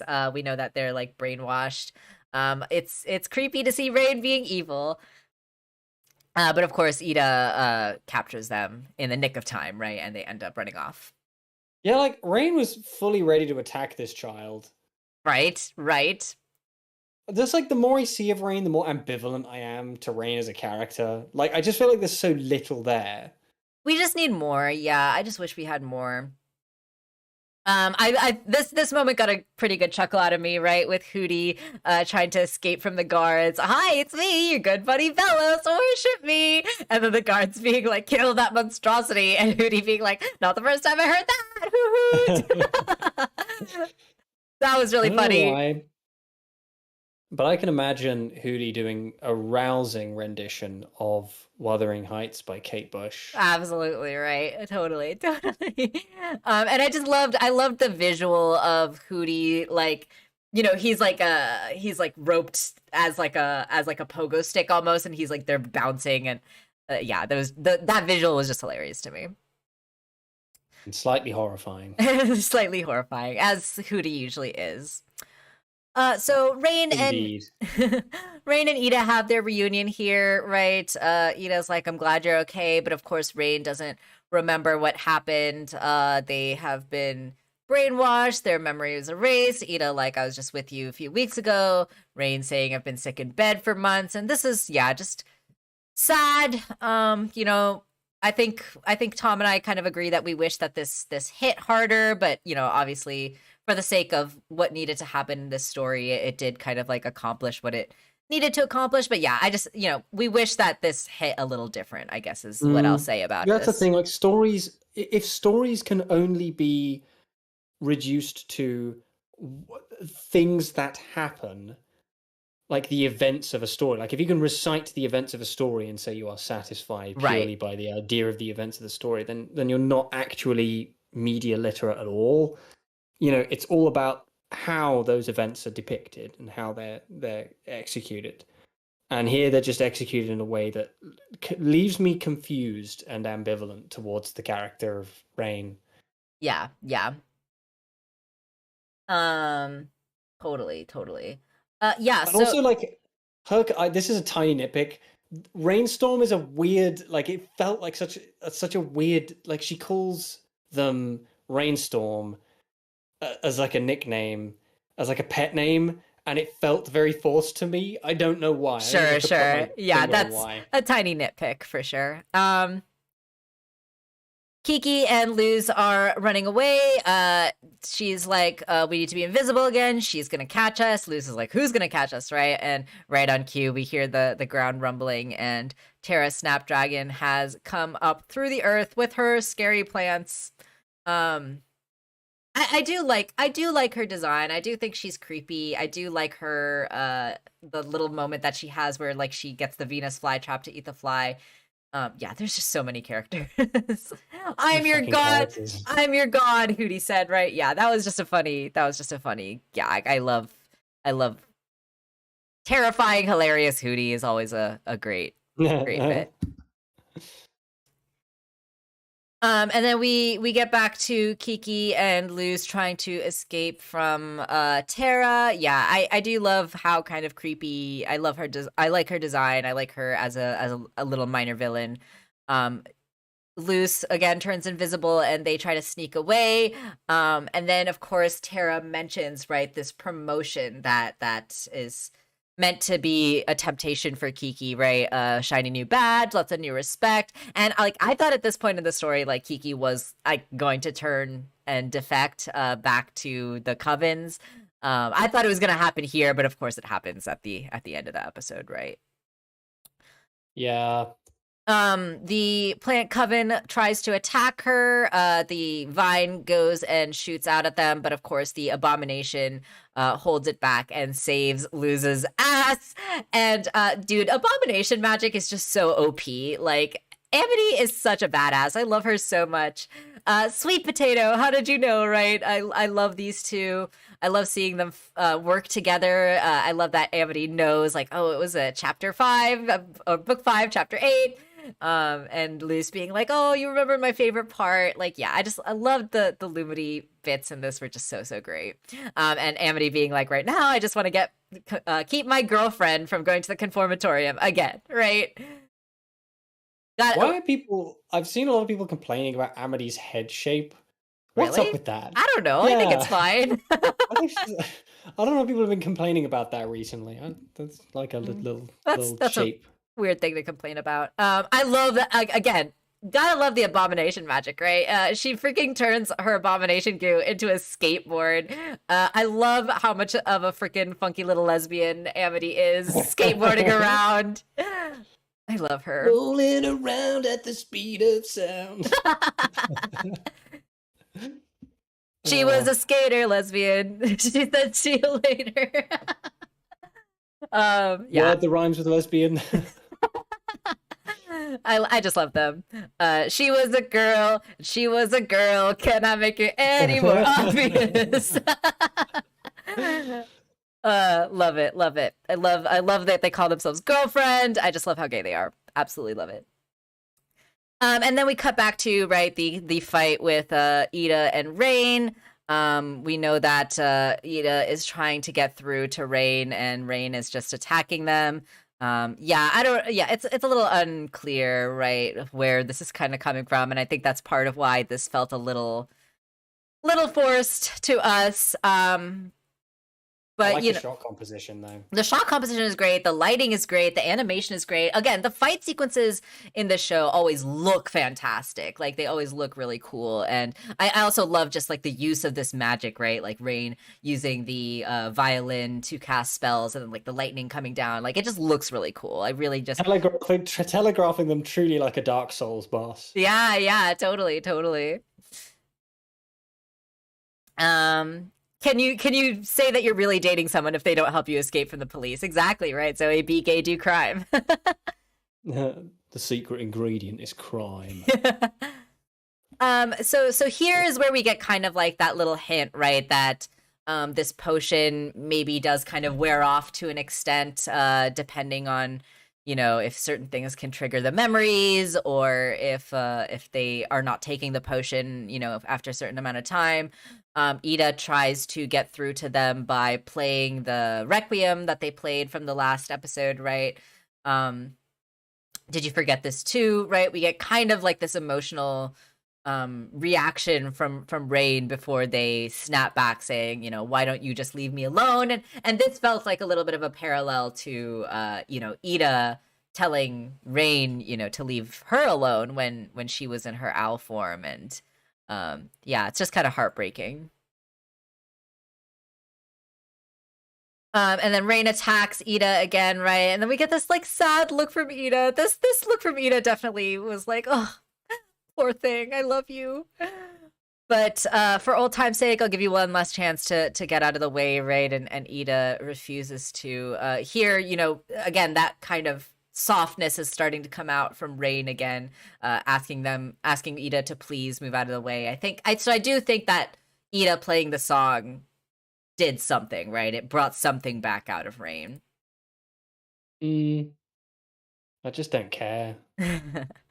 And then of course, the guards come back and Ida tries to get invisible and escape, but Rain does give the glyph back to Ida and say, right, don't come again, don't contact me, just run away and travel. So yeah, at this point, we're kind of seeing that potion a little bit fade from Rain, and of course also as well, before Ida completely goes, right, and before Rain turns around, we see Rain actually does wipe away like a single tear before turning back to the guards, right? So yeah, just a little bit of an emotional beat that we get there to kind of move us forward. And that stuff to me feels incredibly trite. The wiping away a single tear is like a meme at this point.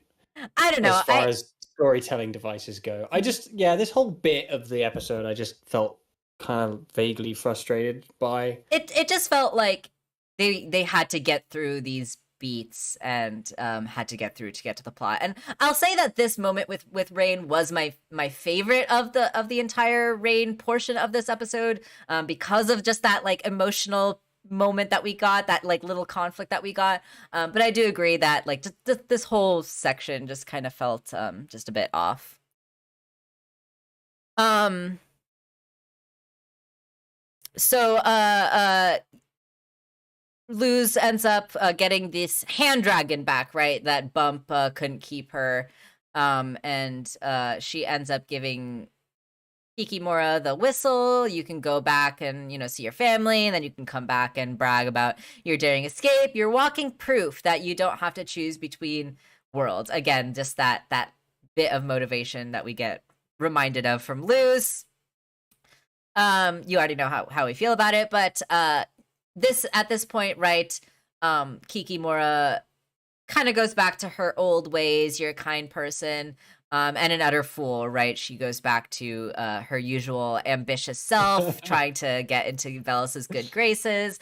Yeah, and then when she was like, palm stings can burn for all I care, that's what made me think, like, okay, yeah, this whole mother side plot episode for Kiki was just sort of just for this episode and just to kind of explore Luz's conflict, and that's kind of how I was just like, okay, whatever. Like, I didn't really. It's expendable. Yeah, it was totally expendable. Didn't really care about it after this, But yeah, it's how we kind of expected. Like, she is tempted by Tara's proposal. Even though Amity says, like, what if she's lying? Kiki's like, it's a risk I'm willing to make, and so she ends up attacking them, right? And I really did love this whole fight sequence. I love seeing Amity and Luz work together as a team in this fight. Yeah, the relationship between these two is definitely just like the highlight of the episode for me. And yeah, just love seeing these two girlfriends fighting along side by side and working as a team in such like such a beautiful way. Indeed. I mean, we can agree on the fundamental baseline that they are the episode. Yeah, absolutely. There's not enough of them in the episode, but they are the episode. Yeah, absolutely. Yeah, totally what you said too, and definitely made this subplot make a little less sense, but it felt like it only needed to exist so Kikimora wasn't a walking plot device. Yeah, that's a good way to put it. Kiki ends up getting captured, right, by Tara, and she's like, weren't you supposed to be taking care of the bard? Tara admits, right, I wasn't here to watch Rain, I was here to watch you, which is interesting. You had to prove your dedication, and of course, Kiki did pass, and we get this kind of threatening moment from Tara, right, where Kiki's like, what do I get? Who's under my command? And Tara, in a very ominous way, right, says, what you get is to live, right? So just kind of, that's ominous. Yeah, just kind of emphasizing that tight grip that Belos has on all of these people. Kiki, even though she does have her ambitions and even though she wants to be in the good graces of Belos, she also wants to freaking survive, right? In the same way, I think like her arc is her motivations are very similar to Hunter, right? Where they both do have this like need for approval from Belos, but at the end of the day, they also know that Belos could like totally destroy them if they wanted to. So there is also that element of fear as well. They just got to get a gat. Yeah, right. Then they'd be chill. Yeah. Ooh, I totally would love to see that tune if Willow and Tara end up having a battle later down the line. That would be really epic. I feel like that will happen. That would be awesome. Yeah, definitely good to at least get her established before she comes back, for sure. Okay, so then this is probably one of the best moments in the entire episode, right, where Luz and Amity finally have their reconciliation, right? They finally talk about this conflict that's been sitting between them throughout the entire episode, where Luz does kind of Amity does confront Luz about the phone, right? And she says, I know that you went to the human realm, don't worry, I haven't watched it, right? Amity assuring her. I love this. I love this communication. Cutting all the fat. It's exactly. Curbing the whole, she doesn't invade her privacy. She confronts her about it in a mature and adult and straightforward way, and they can learn and grow, and there's no horrible bullshit to get in the way. No Ross and Racheling. Gotta love it. And I love their relationship, right? Like with Amity just saying, I'm okay with taking things one day at a time. I can't help if I don't know what's going on. And Luz being like, you were even learning Spanish, right? Like, oh, they're just so, so sweet. They're And sweet potatoes. they're little sweet potatoes. I love them. Yeah, definitely too. And people being afraid that Amity was going to misunderstand and have this conflict between them. It's like, no conflict, only healthy communication and support. And I love that. But yeah, so we finally get this this moment at the end, right, where they're in the parade, they're waving, and then once again, Rain is drinking the potion. So yeah, it does seem to indicate to us that Rain has to continually drink this potion in order to be under this mind control. And then we get this announcement, right, from Emperor Bellos himself, and this again kind of just felt like we got to move the plot along a little bit. Yeah, this just happened, and it's another symptom of that. Oh, just we have to cram so much stuff Sure. into an episode. Definitely. So Bellos does end up revealing the Day of Unity. He ends up talking about how he plans to get rid of wild magic. And we do get this like pointed line here from King, right? Where he's like, free of wild magic. How is he supposed to do that? So I think we are meant to sort of start asking this question, right? Like we are supposed to think about like, okay, what is Belos's plan? How is he going to get rid of wild magic? And we know that wild magic is actually tied to the Titan, right? That's where the wild magic kind of comes from. So it would involve genocide. Yeah, right. Right. And so and we know that Bellos petrified the wild witches and all that stuff too, right? So I think we're supposed to start to ask these questions here, right? Like what's going on with the Titan? What's going on with wild magic? What is Bellos's plan? I would love to know if you guys have any theories or anything like that in the chat. Let me know what you guys think Bellos's plan to get rid of wild magic is. I think it has something to do with the Titan, but I don't know what that is. I think Bellos is a bad guy. That's my pet theory. Whoa! I think that guy's up to something. Whoa! What are you suggesting here? I just don't trust him. Okay. But I mean, he's such a good guy. He's showing us his face that he's like kept hidden for so long. I'm creepy cursed face. Yeah, I'm obviously kidding, and I do like this line from Ida too. We're both right? kidding. Yes, we're both kidding. We're both kidding. I like this line from Ida, right, where she's like, he's trying to distract us from his crazy utopia talk, right? Because this is something that I think like the Owl House is kind of setting up like Bellos to be, right? Like the whole thing about Bellos being scary is he's a normal dude, right? He's just like this guy. And he obviously has the Boiling Isles like kind of wrapped around his finger. Like they all really respect him. They all really love him. And so there is like this kind of commentary, I think, on like politics a little bit, right? Where people can kind of like be doing this nefarious stuff in the background, but if they're presenting themselves in a certain way, right, then people will kind of ignore the nefarious stuff that they're doing. Yeah, it's very very Berserk adjacent. Yes, absolutely. Which you wouldn't know, but to the character of Griffith particularly, who's exactly the same, just an awful person.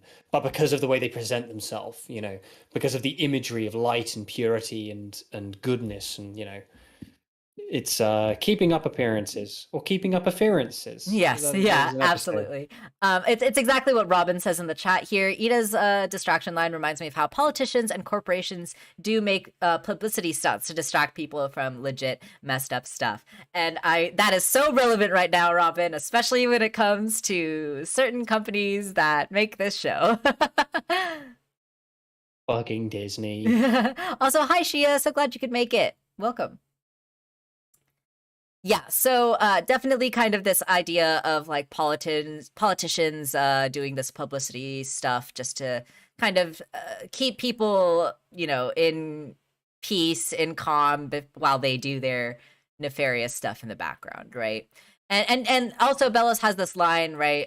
Tara said to Luz that Bellos is looking forward to meeting her. And here we're kind of going back to that, right? Amity asking, like, what does he mean by that? Didn't you guys already meet? What's going to happen? So yeah, we know that Bellos is planning something, and he does plan to encounter Luz again, but we don't really know how or why, right? And we kind of end this episode on this somber note, right? Where they're sitting here watching the parade, and Luz says we're going to take it one day at a time, and the crowd meanwhile is cheering for Bellos, and that's how we end the episode, right? I agree with what Zoe's saying about Bellos merging the realms, because I think that will ultimately be the resolution between the conflict for Luz, Sure. choosing between worlds. I reckon it will do the Legend of Korra thing, like what if the spirit world was not meant to be cut off from the right physical realm, etc., etc. I think it's going to potentially be something like that. Sure. Where even if Bellos himself has nefarious motivations, the idea of the worlds actually coming together as one isn't inherently a bad thing. It's just about what he wants to do with it, right? Versus what humanity would potentially do with it but I don't know, I guess we'll see. Right, absolutely. Gem Princess says, I think he's going to merge Earth and the Isles together. That way he'll get rid of wild magic. Great theory. Magical says, I think the moon is involved. Maybe the eclipse will absorb the wild witch magic. That's right. Bellos did mention that this was going to happen during the eclipse. So that will obviously... reference. which is obviously going to have something to do with it as well. When politicians do face reveal on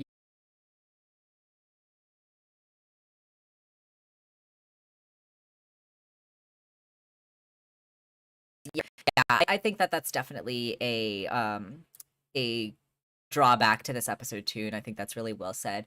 I do want to we do want to take a little 5-minute break before we move on to the Amphibia episode, but before we do, I just have one kind of last rant, just quick rant that I want to do about this episode, and people will not be surprised to know that I'm going to talk about Buffy the Vampire Slayer. So I just want to compare this episode to an episode of Buffy the Vampire Slayer, because also, Tom, we actually recently watched this episode earlier this week, and so this episode is fresh in my mind, which is why I was kind of drawing these connections. But allow me to kind of tangent here just for a brief moment while I kind of compare these two episodes. But we recently watched an episode of Buffy. For those of you who don't know, Buffy is a show from the 90s. She's a vampire slayer in high school. She kills demons and bad guys. But, her becoming the slayer is kind of a metaphor for her growing up, right? Her coming of age, her going through high school. So there's kind of like this allegory that comes with this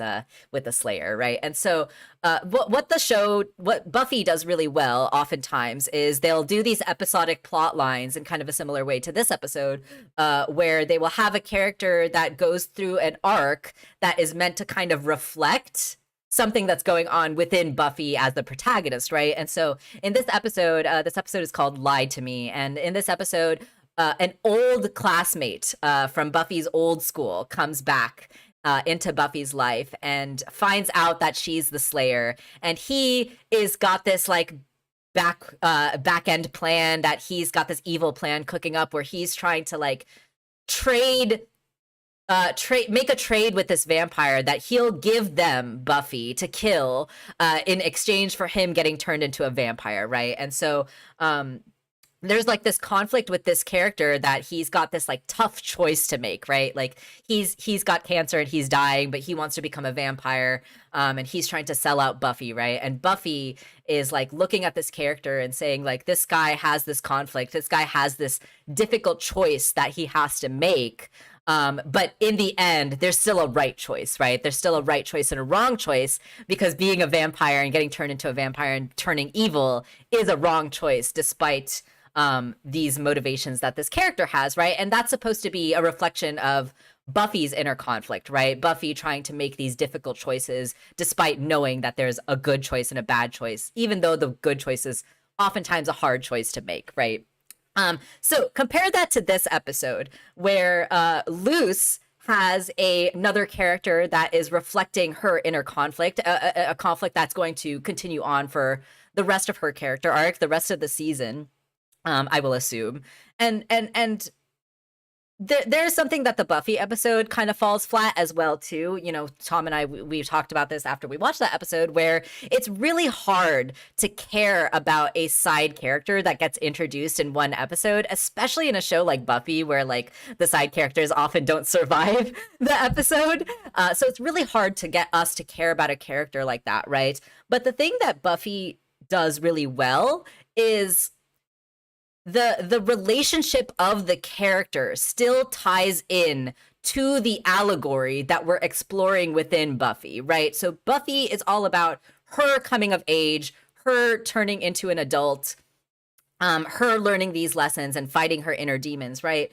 And the fact that this character has this prior relationship with her. It's a character that is from her old high school, right? So it has this extra layer of meaning where it's sort of like this character is representing her past in a lot of ways, right? And representing this like need to let go of her childhood innocence, her childhood naivete in a lot of ways, right? And so even though we don't necessarily care about the character himself, the relationship that the character has to Buffy works within the allegory of Buffy's character arc.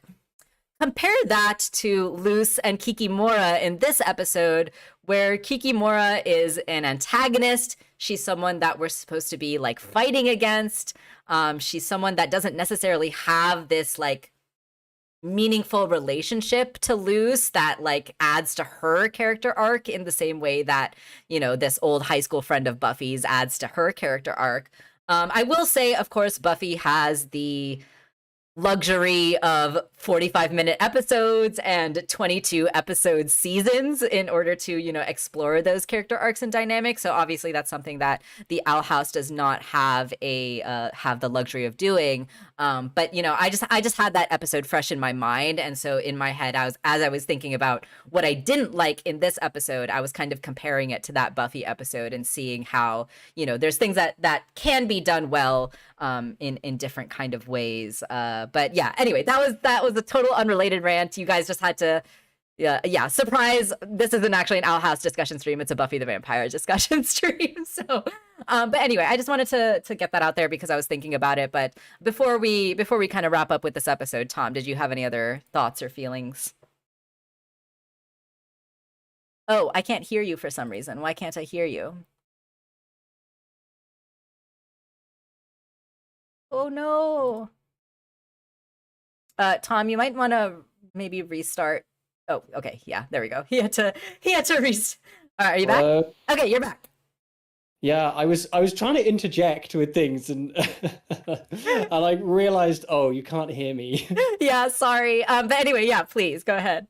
Well, none of what you've just described is unique at all to Buffy. That's just extremely standard televisual writing. And that's not to say standard means bad. It's tried and true and it works. Yeah, I don't feel like I have anything specifically to add to this episode. Like, I came away from this episode with basically a big shrug. Yeah. I don't care about Rain, really. Like, the more I think about Rain, the less I care.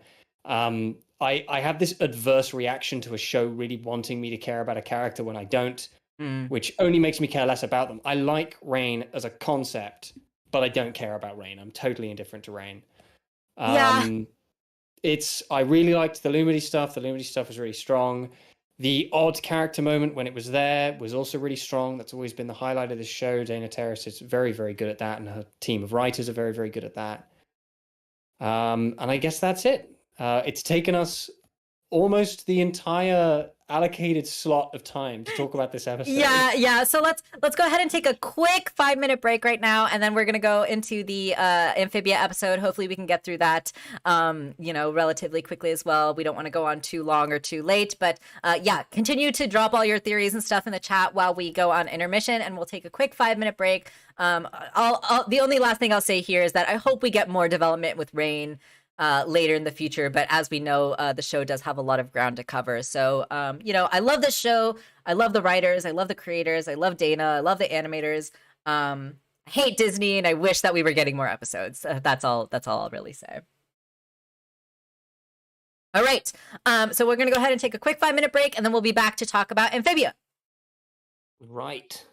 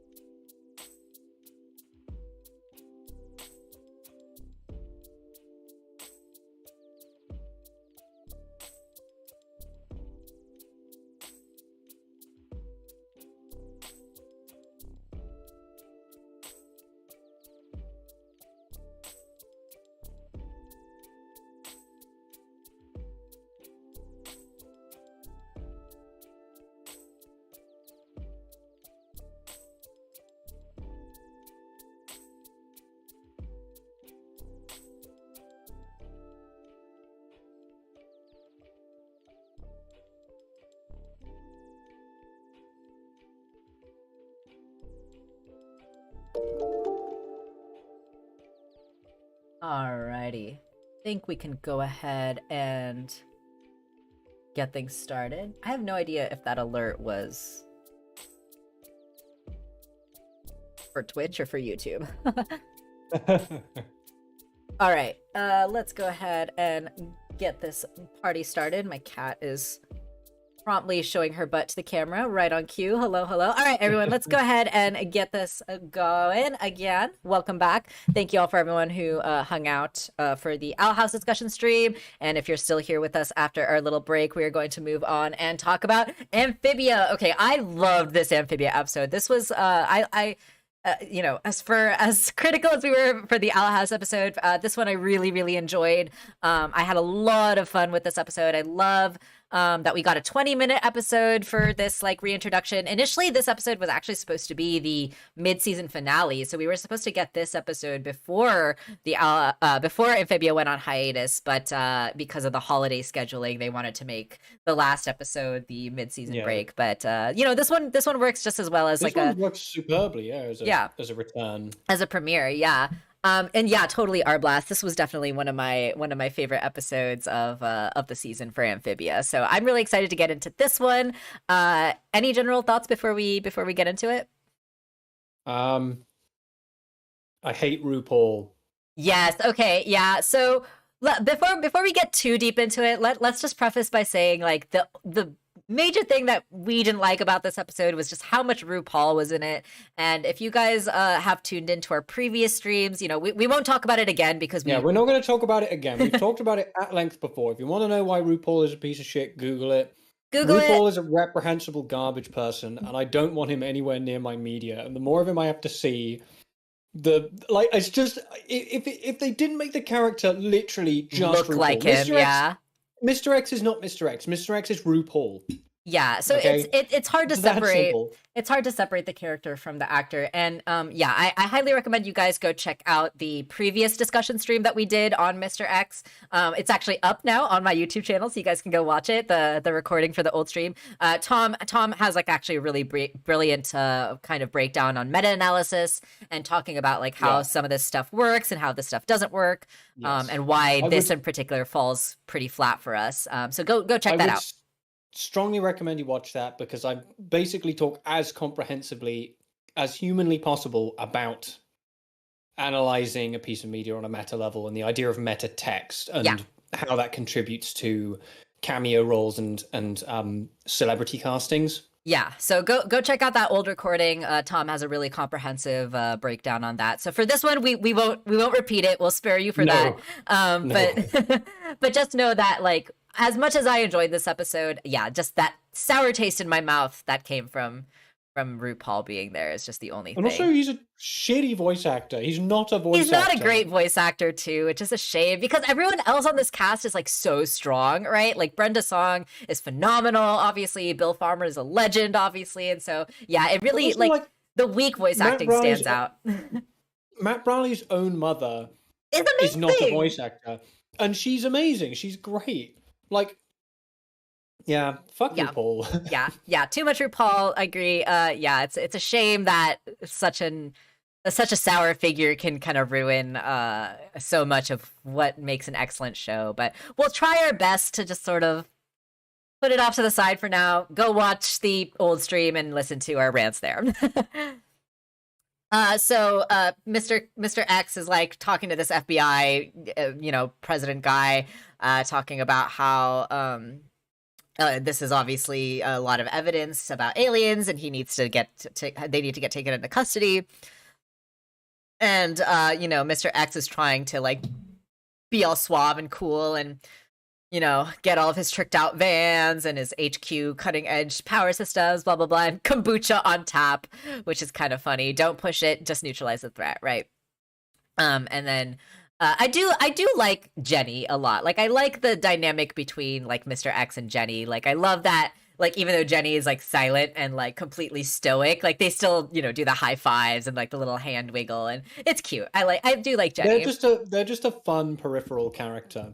Who doesn't take up more than they kind of need to. Yeah, totally.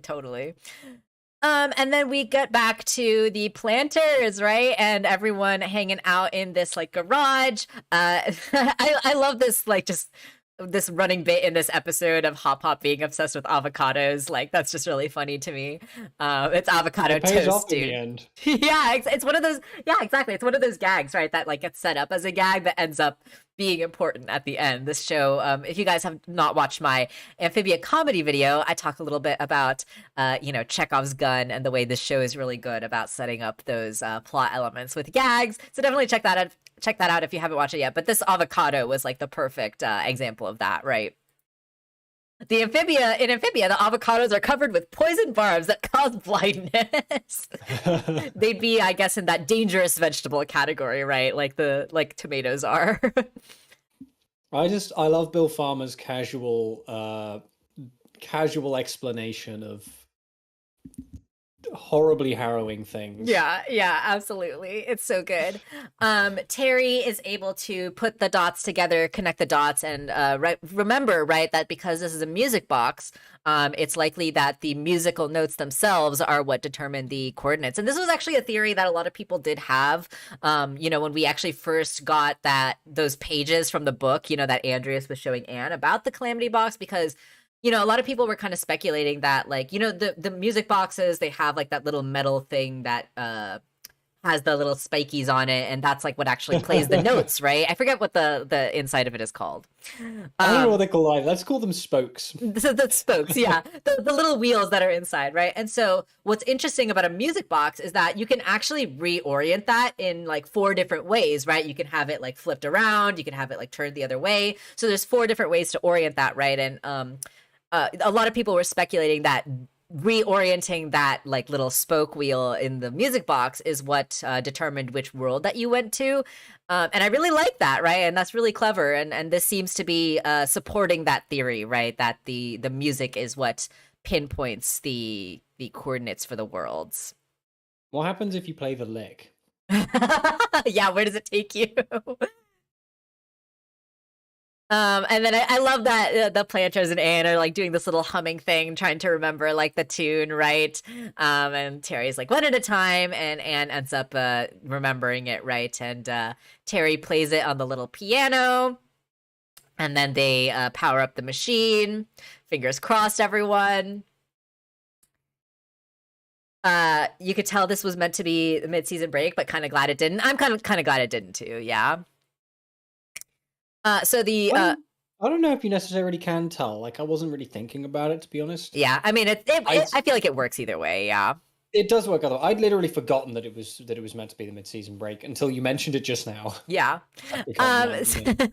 So the portal opens up, and I just love this little bit, right, where they look into the portal, and then we see our buddy, our friend, right, our friend from the very first episode. If you guys remember, this giant red praying mantis was there in the first episode, and is the one that attacks the Wartwood citizens and Anne and Sprig, and they have to work together to defeat him. So I love that this guy comes back. I love this callback to the first episode. And then Anne recoiling in disgust, whereas the planters are all like beaming and absolutely happy to see this monstrosity on the other side of the portal. Bugs don't eat humans. dot, dot, dot. Dot, dot, dot. And then I love this, like, the ominous, the arm coming out of the portal, right? Like, I love the horror of this show. It's so great. And then Terry pulling the plug and having the arm get like spliced off is just so great too. I love it. Yeah, foreshadowing potentially. Right. Oh, that's right. Yeah, maybe this is another hint towards Anne losing an arm. Ooh. If Anne doesn't lose an arm, then all that foreshadowing would have been for nothing. It was for nothing. Yeah, exactly. Knocked him under an arm. God damn it. Yeah.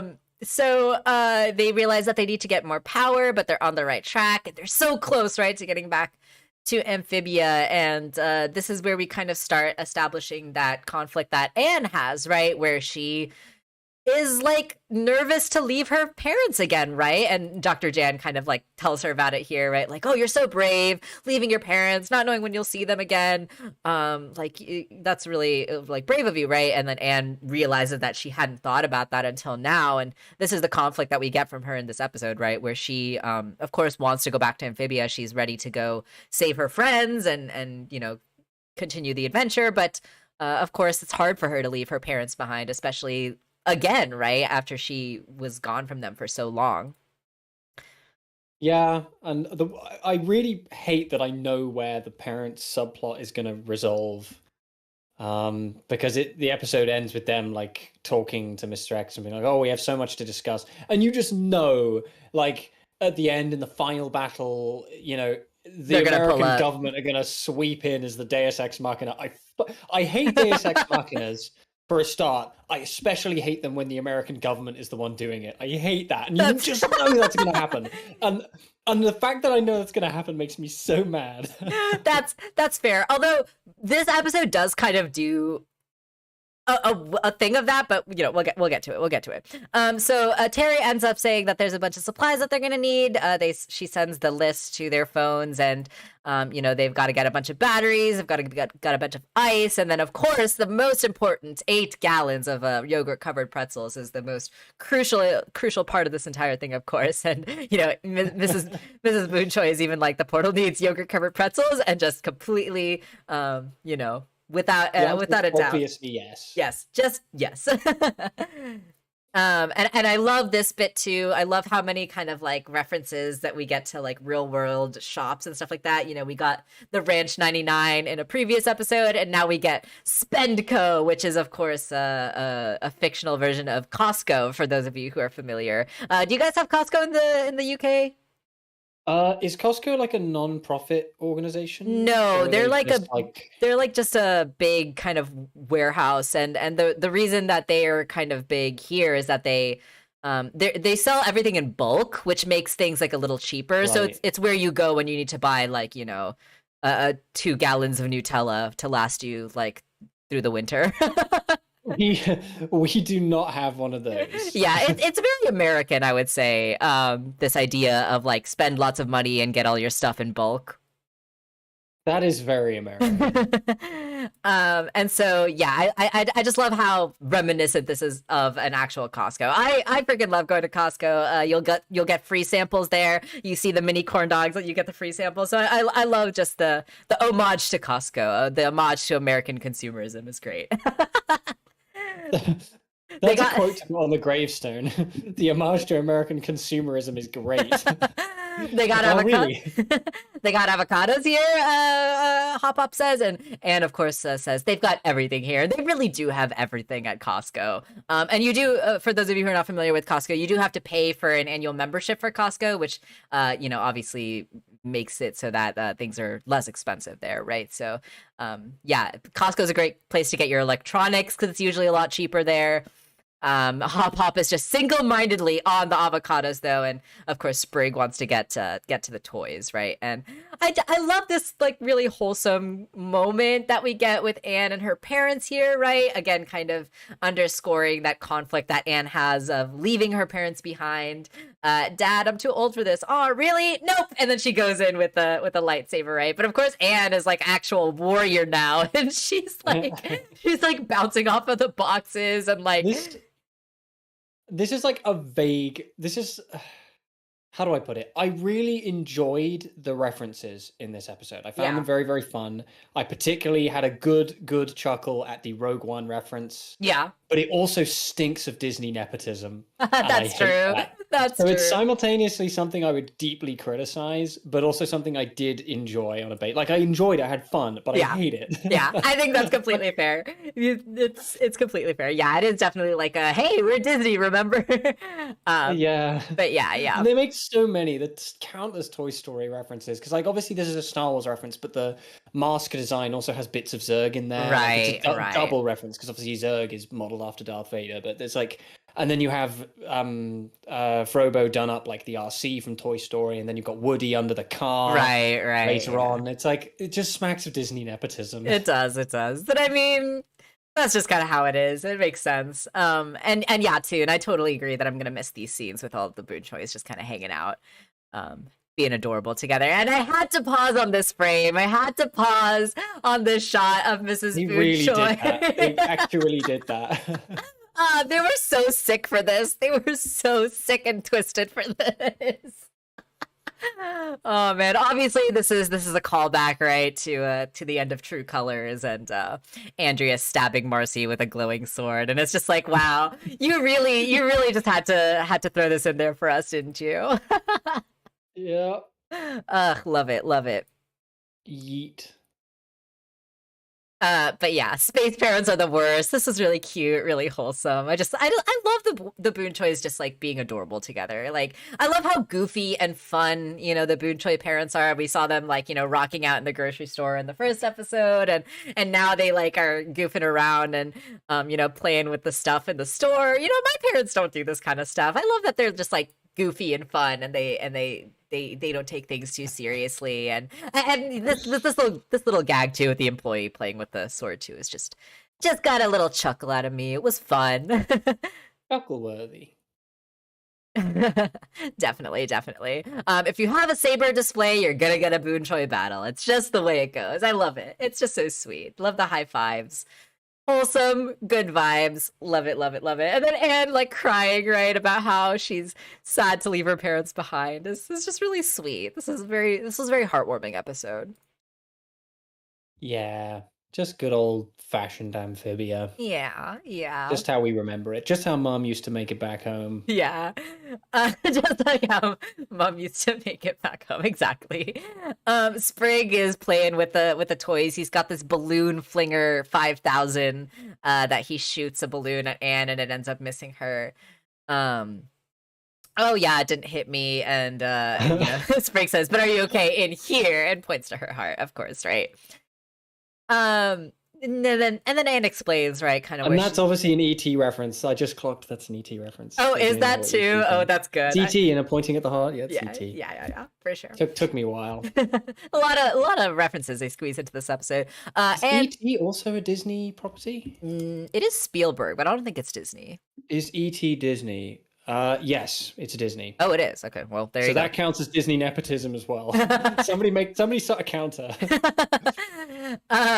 Yeah, so Anne, ends up expressing that she's been focusing so much on Amphibia that now it's finally hitting her, right, that she's gonna have to leave her parents behind again, and she's really conflicted about that, right? And I love this line from Sprig, right? Like, oh, I get it, they're pretty great, like they're hard to leave behind, and Sprig has this line here where he's like, what if we waited a couple days, right? Like, we could totally wait. Like, nothing terrible is going to happen in the next couple of days, right? Ew. Yeah, and Anne's like, I suppose that could be a good idea, which ends up not so much being the case right at the end. I love this bit too, right, with Anne saying holy guacamole and all of Hop Pop's avocado stuff. And yeah, he's just gone full ham on this avocado stuff. Avocado hummus, avocado oil, avocado face mask. Yeah, he's obsessed with avocado now, and I don't blame him. Avocado is delicious. That's true. It is delicious. Good and stuff. Mr. Boonchoy has 3 credit cards, so it's fine. So it's totally fine, right? When I share it with Amphibia, I'll be set for life. And actually, we finally get the Frobo RC car, right? This is something that we kind of saw in like the teasers and the trailers and in the opening, right? But we haven't actually got him yet.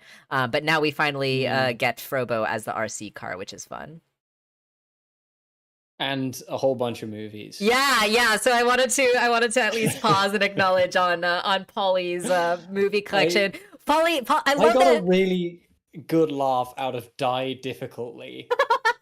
That is, out of the 2 episodes, Die Difficultly is the superior Die Hard reference. Yeah. Die Difficultly is fucking hysterical. Yeah, we got some really funny movie references here. So there's Die Difficulty, there's Dragon Liver. Dragon Liver, which is Dragon Heart. Right. And then... what else is there? I'm not looking at it. Yeah, Lowlander. Lowlander, which is Highlander. Bottom Gun. Bottom Gun is Top Gun, obviously. Like, Yep. Highlander and Top Gun got the same treatment of just, like, Lowlander, Bottom Gun. Yeah. I love how the gag is just, like, one word is, like, opposite, right? And then there's something fist. I couldn't quite read. H-A-L... H. I couldn't quite see that. So, yeah, something fist. But what is the line that Polly says to... Bryce Wallace. Bryce Wallace, right? Bryce Wallace is a genius or whatever, right? So that has the same energy to it as Learn and Earn a Decapricorn and bread poot and all that from BoJack. Yeah, totally right. So yeah, this was a hilarious thing, and I love that this has become like a running gag with Polly too, right? That she's like this movie buff. She talked about like. You're never gonna solve societal issues with a sock on your head with this sprig, right? And I love how she's just become this like film critic now. Yeah, really funny. Yeah, Polly's turning into Tom. I love it. This got a really good gag out of me. I also love this like this function that apparently Frobo has now. She pops the DVD into his mouth and his eyes become a projector. And Anne saying, I don't think this movie is age appropriate. So good. Especially the bit where he says, yippee-ki-yay, mother something adjacent to mother heckers. Mother heckers.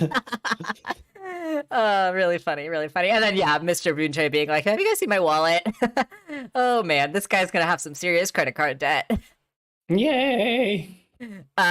This was probably actually my favorite gag from the show, from this episode. This got a really good laugh out of me where Mr. Boonchoy has gotten everything fit into the trunk, and we get the planters, right, all squeezed in, and Spring is even like an L shape, and the music that we get in the background, right, is like a reference to the Tetris music, and I love that. It's another callback to Mr. Boonchoy being a hardcore gamer and using his gamer skills that come in handy even practically in real life, right? I am not good at this, at Tetrising stuff to fit into a car.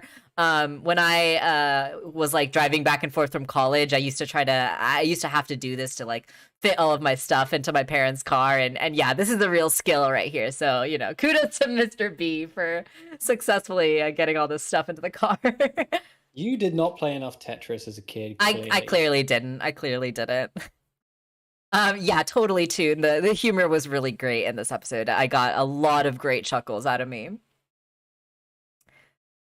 Polly's definitely on Reddit. 100%. So just as they're about to leave, they get surrounded, right, by the FBI agents. They've come to swarm, and Mr. X showing up on his frickin' Heelys once again. Oh, I hate the Heelys. The Heelys are like the most obnoxious, not in a fun way. Like, I legitimately hate this character so much. I like the Heelys. I find the Heelys funny, but The Heelys are obnoxious, and they make me want to punch him. There's so many other things I don't like about the character that I have to love the Heelys. It's just like, if it wasn't literally just RuPaul. So RuPaul is just an obnoxious bastard, and they found all the ways to make the character likewise an obnoxious bastard in adjacent ways. Totally. So Mr. X, does the zappy zap on Hop Hop. It ends up, his clothes falling off, and he's revealed to be the frog, and they try to run away. Mr. and Mrs. Boon Choi tried to shield them, but they end up capturing them anyway, right? They tie up Anne. Mr. X finally gets Anne's name. Caused me a lot of grief, blah, blah, blah. That's all over now. And then Mr. X ends up taking them, right? Oh, we have to acknowledge the reference.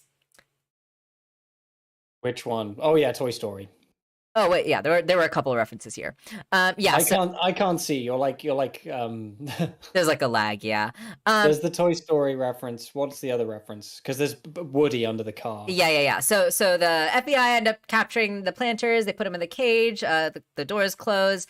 The FBI disappear. Mom, Dad, we gotta go after them. I know. I love how they are springing into action.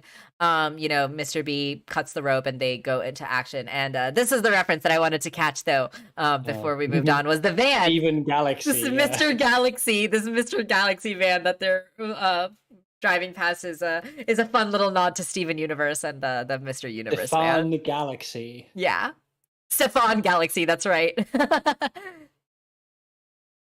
Geez, Mom, where'd you learn to drive like this? And I love this line from Mrs. B too. This is nothing. Try driving through Bangkok during rush hour, right? Like I just love all the callbacks to their immigrant status, and this frame too, right? Like find you someone who looks at you the way Mr. B looks at Mrs. B, right? Like he's so clearly just head over heels in love with her. Like it's so cute. I absolutely love these two so much. Honestly, same. Yeah, honestly, same.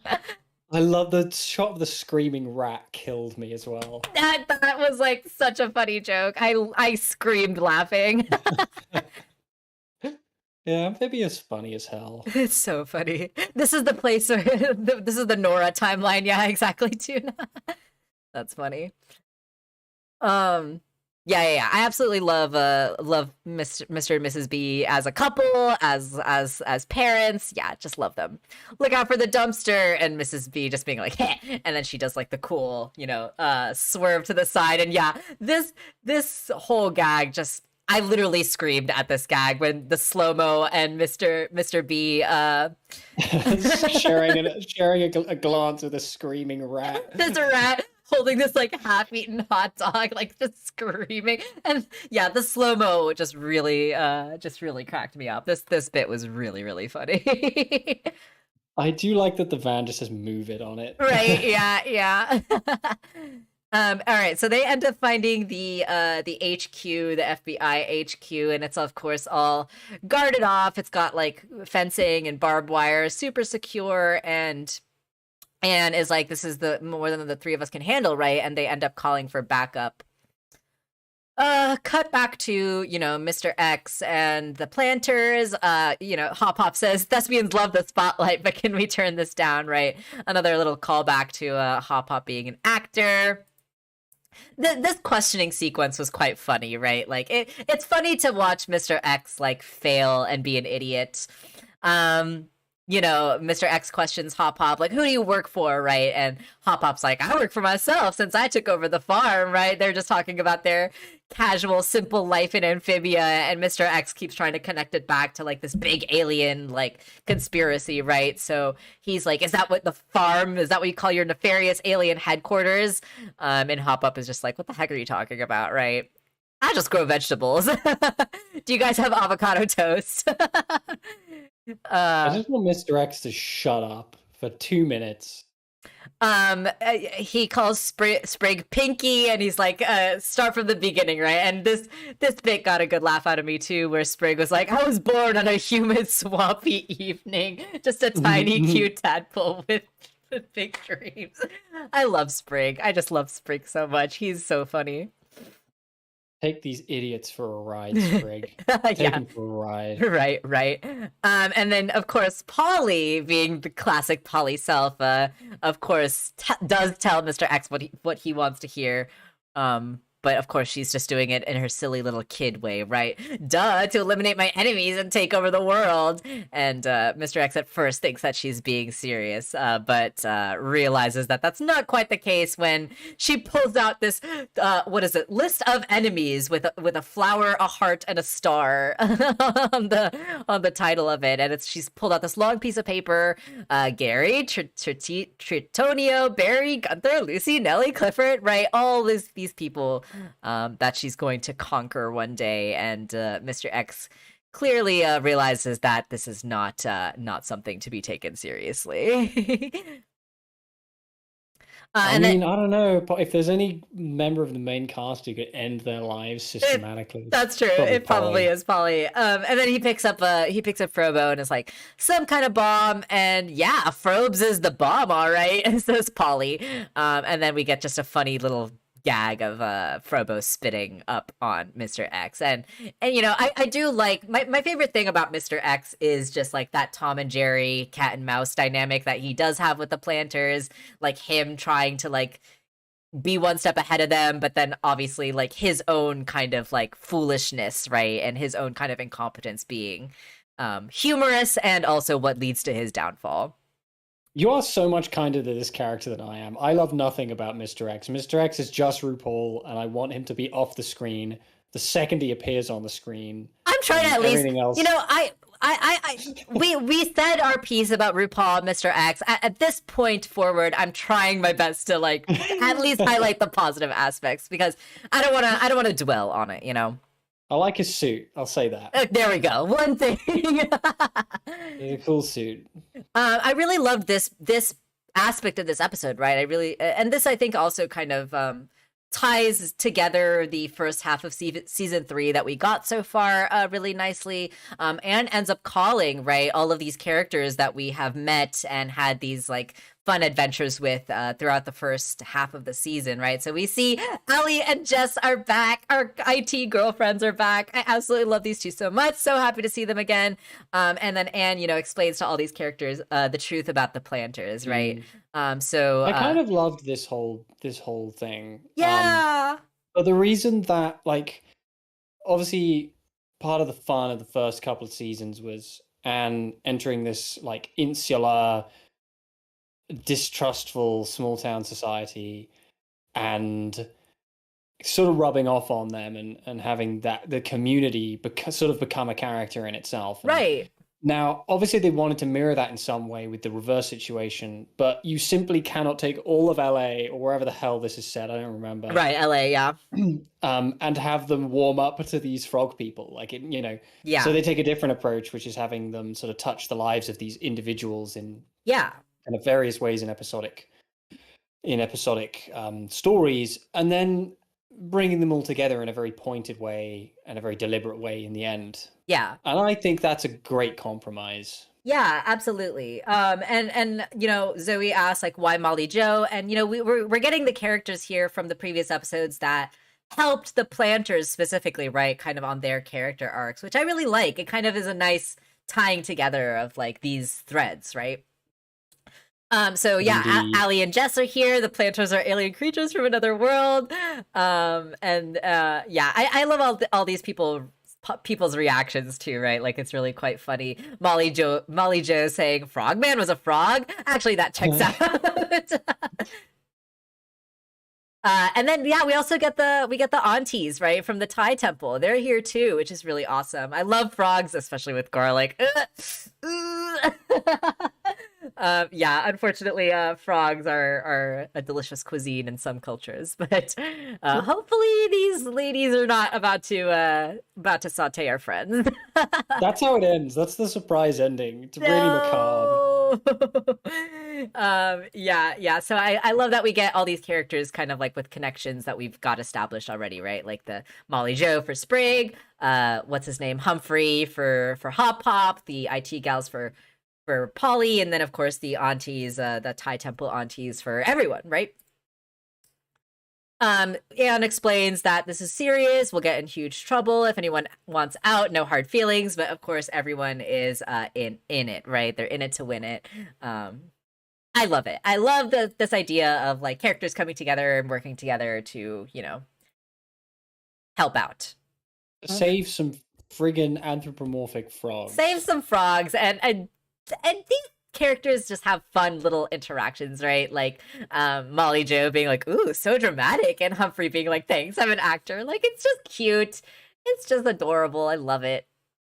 I can't wait for them to have an orgy with Goofy in the next Kingdom Hearts game. Oh my god, stop Whatever it. the fuck happens in Kingdom Hearts. Stop it. I totally agree with what Toon says here. Stuff like this just reinforces how important the more relaxed and casual episodes are, right? And yeah, totally. Like, I love that we got episodes to kind of establish these characters and establish the relationships with these characters, so that when they do come back in this way, it's like all the more satisfying. Not having to cram loads of stuff into a single space and get through it as kind of quickly as humanly possible. Absolutely. I love this heist plan that they come up with, right? It's so funny. They dress up Humphrey as a frog person because, of course, he looks exactly like Hop Hop, right? So that means we get to see some Humphrey nips. Then we get to see his nips. Oh God, why would you say that? Why? It's just a fact. It's just a fact. Over me. I love this. They really lead into the freaky little frogman look, right? They shame him. Yeah, they show up to the facility. They say like, we got another frog. The guy asks for their ID. Meanwhile, Molly Jo sneaks into the guard gate, and puts the little panda robo, to hack in. And Allie and Jess from the highway above, they've got their ones and zeros, right? Their little hacker laptop, and they've got hacking complete with a little panda robo with a thumbs up, and I'm in, right? I love these two. They're so cute. I love this little tongue sticking out that they do, and yeah, they're just really cute. Very cute, very fun. 10 out of 10. Super great. And then they hack in and end up making the security badge work, right? So that's really, really brilliant. I love kind of how these characters, right? Like, it's not just like, oh, we come together and like we come up with a plan and it works. Like, these characters, like, they're actually using their strengths that have been previously established, right, in these previous episodes. It's just it's neatly tying all these things together. Yeah, absolutely. And so they end up sneaking in. They open the door. They get in, and then I love this line from Anne too, right? Like, now we find the planters and we can return these rental suits. I appreciate that they went out of their way to rent all these suits just for this heist. I think like Matt Brawley just really wanted to stick them in some suits. He really just wanted to put Anne Boone Choi. We know he's a Bebop fan. Yeah. He put her in Spike's suit before. He just wanted a reason for her to wear a suit. Absolutely.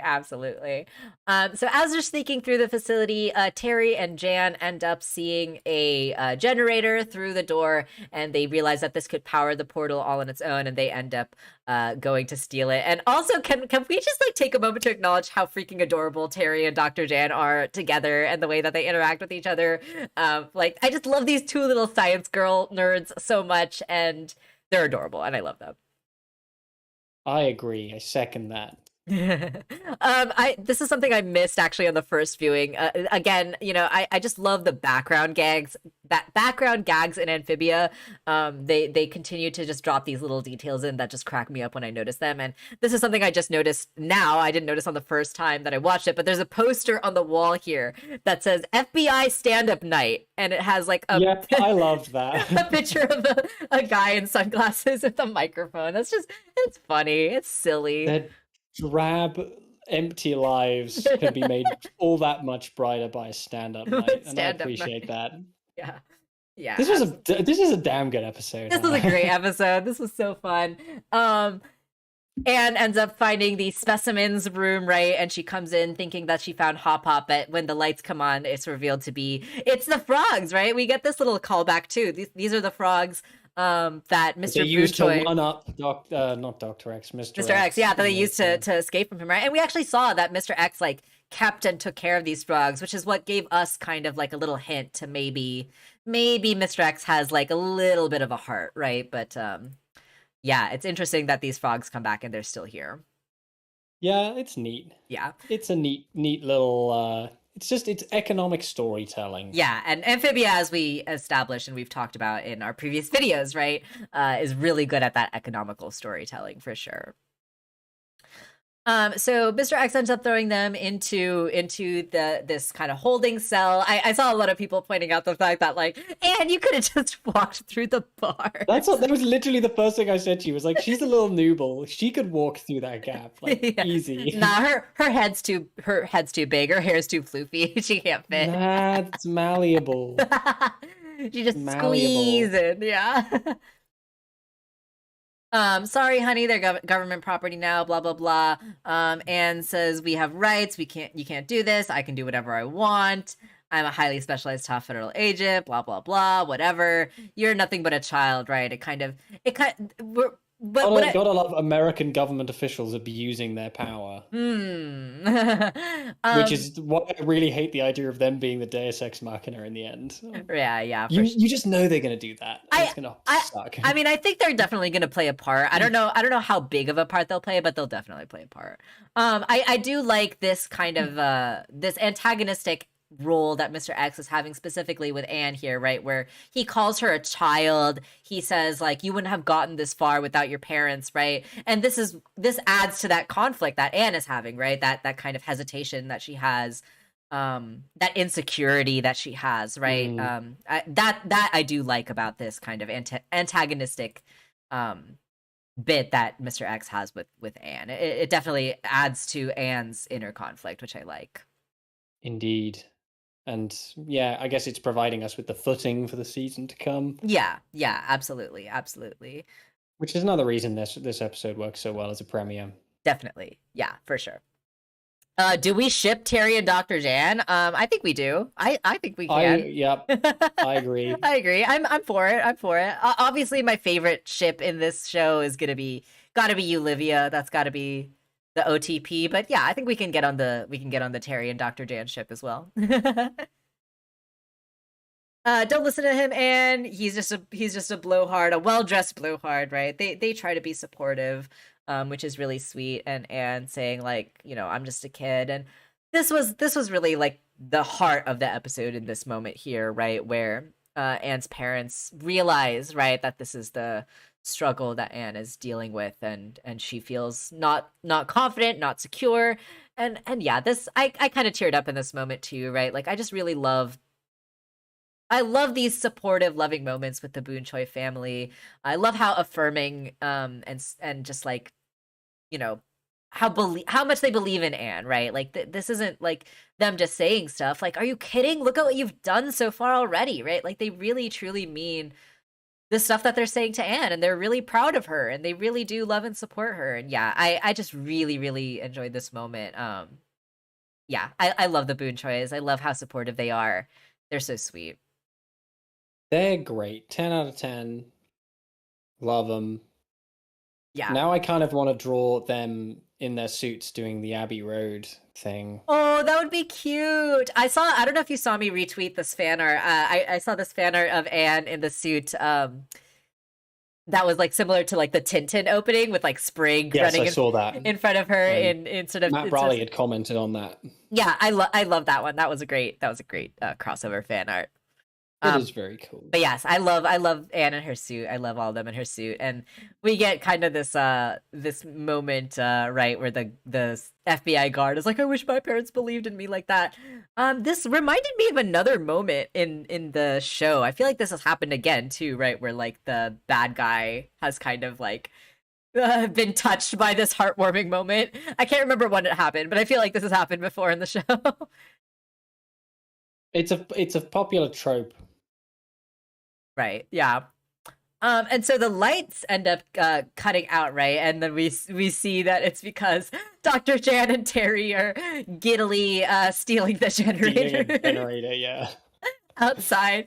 Holy cow, Terry and Jan stole the camp's generator. And so the entire compound is shut down. And of course, the locks are being held electronically, right? So they're able to now escape freedom. They say the guard do end up trying to stop them, even though I was touched. We're still going to try to stop you, right? This was really funny. And ends their lives without blinking. This was really, really funny too. This got a really good laugh out of me. Mr. B throwing and the lightsaber. You bought that? What? It was on sale. Like, that's such a dad thing to do, right? Just like buy a toy because it was cool and it was on sale. Very specifically, it's a very Mr. Boonchoy thing to do. Yeah, 100%. And this line got a really good laugh out of me. This probably yeah, when Mr. Bucho is just hope she doesn't kill anyone. Oh, she does. You know that she does. You know that all those people in the hall are 100% dead. But I just yeah. I mean, you haven't seen Rogue One. No. Don't watch Rogue One. It's a terrible film, but it has a very famous scene in it where Darth Vader shows up and brutally kills a bunch of people in a hallway, and that's what they're referencing. Like, even down to the person like banging on the glass, like being begged to be let out. And I love how they undercut that with her going like, "Dude, it says pull." Yeah. But like that scene is such a macabre scene to make a reference to here because it's so dark and brutal. Like, it's not like your average Star Wars have a lightsaber fight. Like, he shows up and just like brutally kills a bunch of rebels, and that's what they're doing here with like the lightsaber appearing down the dark hallway. You should watch the scene after this so you can specifically see the parallels. Oh yeah, and it's really funny that they do it, but it's also nepotism, and I hate it, but I love it. But I hate it. Yeah, love-hate relationship for sure. They like, it's nepotism, but at least they did it in a way that was really creative and very funny. And funny, yeah. This whole bit was pretty fun. Yeah. I'll definitely have to go watch the original scene. And yeah, just the guy like desperately trying to escape out of the window, and being like, "Dude, it says pull." Like, yeah, really, really funny. I just find it funny that they made her Darth Vader in this sequence. Yeah. And you. Mr. Boonchoy is just the delivery that he had of like, hope she doesn't kill anyone. Like, that just got a really good laugh out of me. Because they know that she's gonna kill someone. They know, and the funny thing is like, Mr. Boonchoy knows that she's fully capable of killing someone, right? And he's not even against her killing someone. He just hopes that she doesn't. He just hopes she won't. But if she does, then it's kind of like, well, it happened. Couldn't be avoided. Exactly. So yeah, that was just really, really funny to me. This episode was hilarious in so many ways. Anne ends up taking them out and coasting. The coast is clear and goes back for everybody. Cut back to Mr. X and the planters. The power goes out. Mr. X is like, I'll go restart the generator. Don't let them out of your sight, right? And then the planters are like, okay, now's our chance to escape, but they are, of course, tied down, right? It's quite funny trying to see them try to escape here. And then Anne ends up coming down from the ceiling, right? What's up, fam? I'm here to rescue you guys. And then the scientist guy is like, who are you? You can't be in here.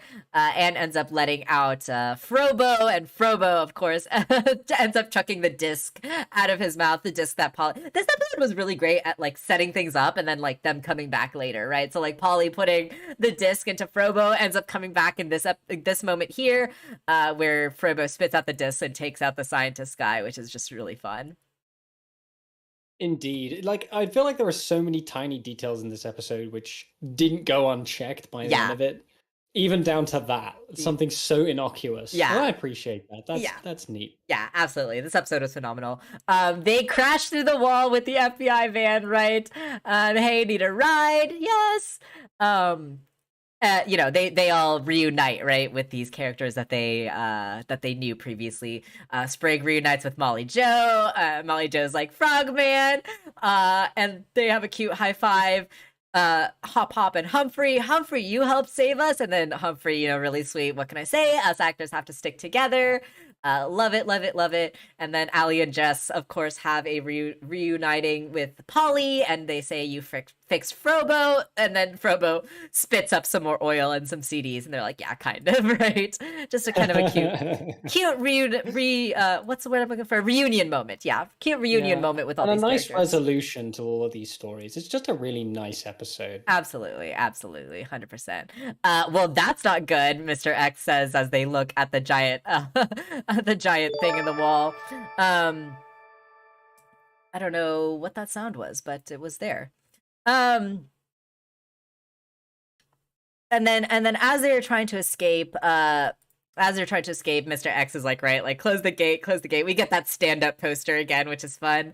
And then they close the gate, give each other the thumbs up. But of course, just a flimsy piece of wood or whatever isn't gonna hold them in. And they're like, don't know why we thought that would work. That was funny. That was just a fun comedic beat. And then of course the FBI does go after them, right? And then we get this fun FBI. We get this fun chase sequence too. This had a couple of funny moments, right? Where Anne's like, all right, let's ditch these losers. They end up throwing a bunch of stuff. And yeah, these guys are all 100% dead. That was an explosion. That van exploded. These guys are dead. While they were in transit, they were moving at high speeds. All these guys are dead. This was brutal. They're all dead. So violent. So much unnecessary carnage in both of these episodes today, right? Like all these guys are dead. These people are dead. Oh my god. Yeah. And Boonshoy being a Rorschach. Yeah, and Mr. X being like, it's fine. They have airbags. Like, no, they're absolutely dead. It's just, it kind of makes me think what I love, this is totally tangential, but something I love about Gravity Falls is that Gravity Falls does the opposite of that, where they're like, when someone dies, they're like, no, they're dead. Yeah, like, right. There are no cops in the forest. We take this to our graves. 100%.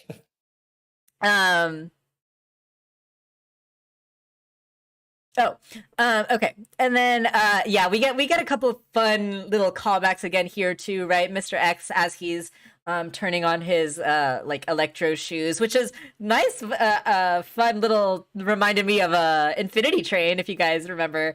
The sticky boots, the gravity boots, yeah, that Simon has in book 3. This reminded me of that. But we also see again this another fun background gag callback. Mr. X has the Cynthia Coven book at the floor of the van here, which is just fun.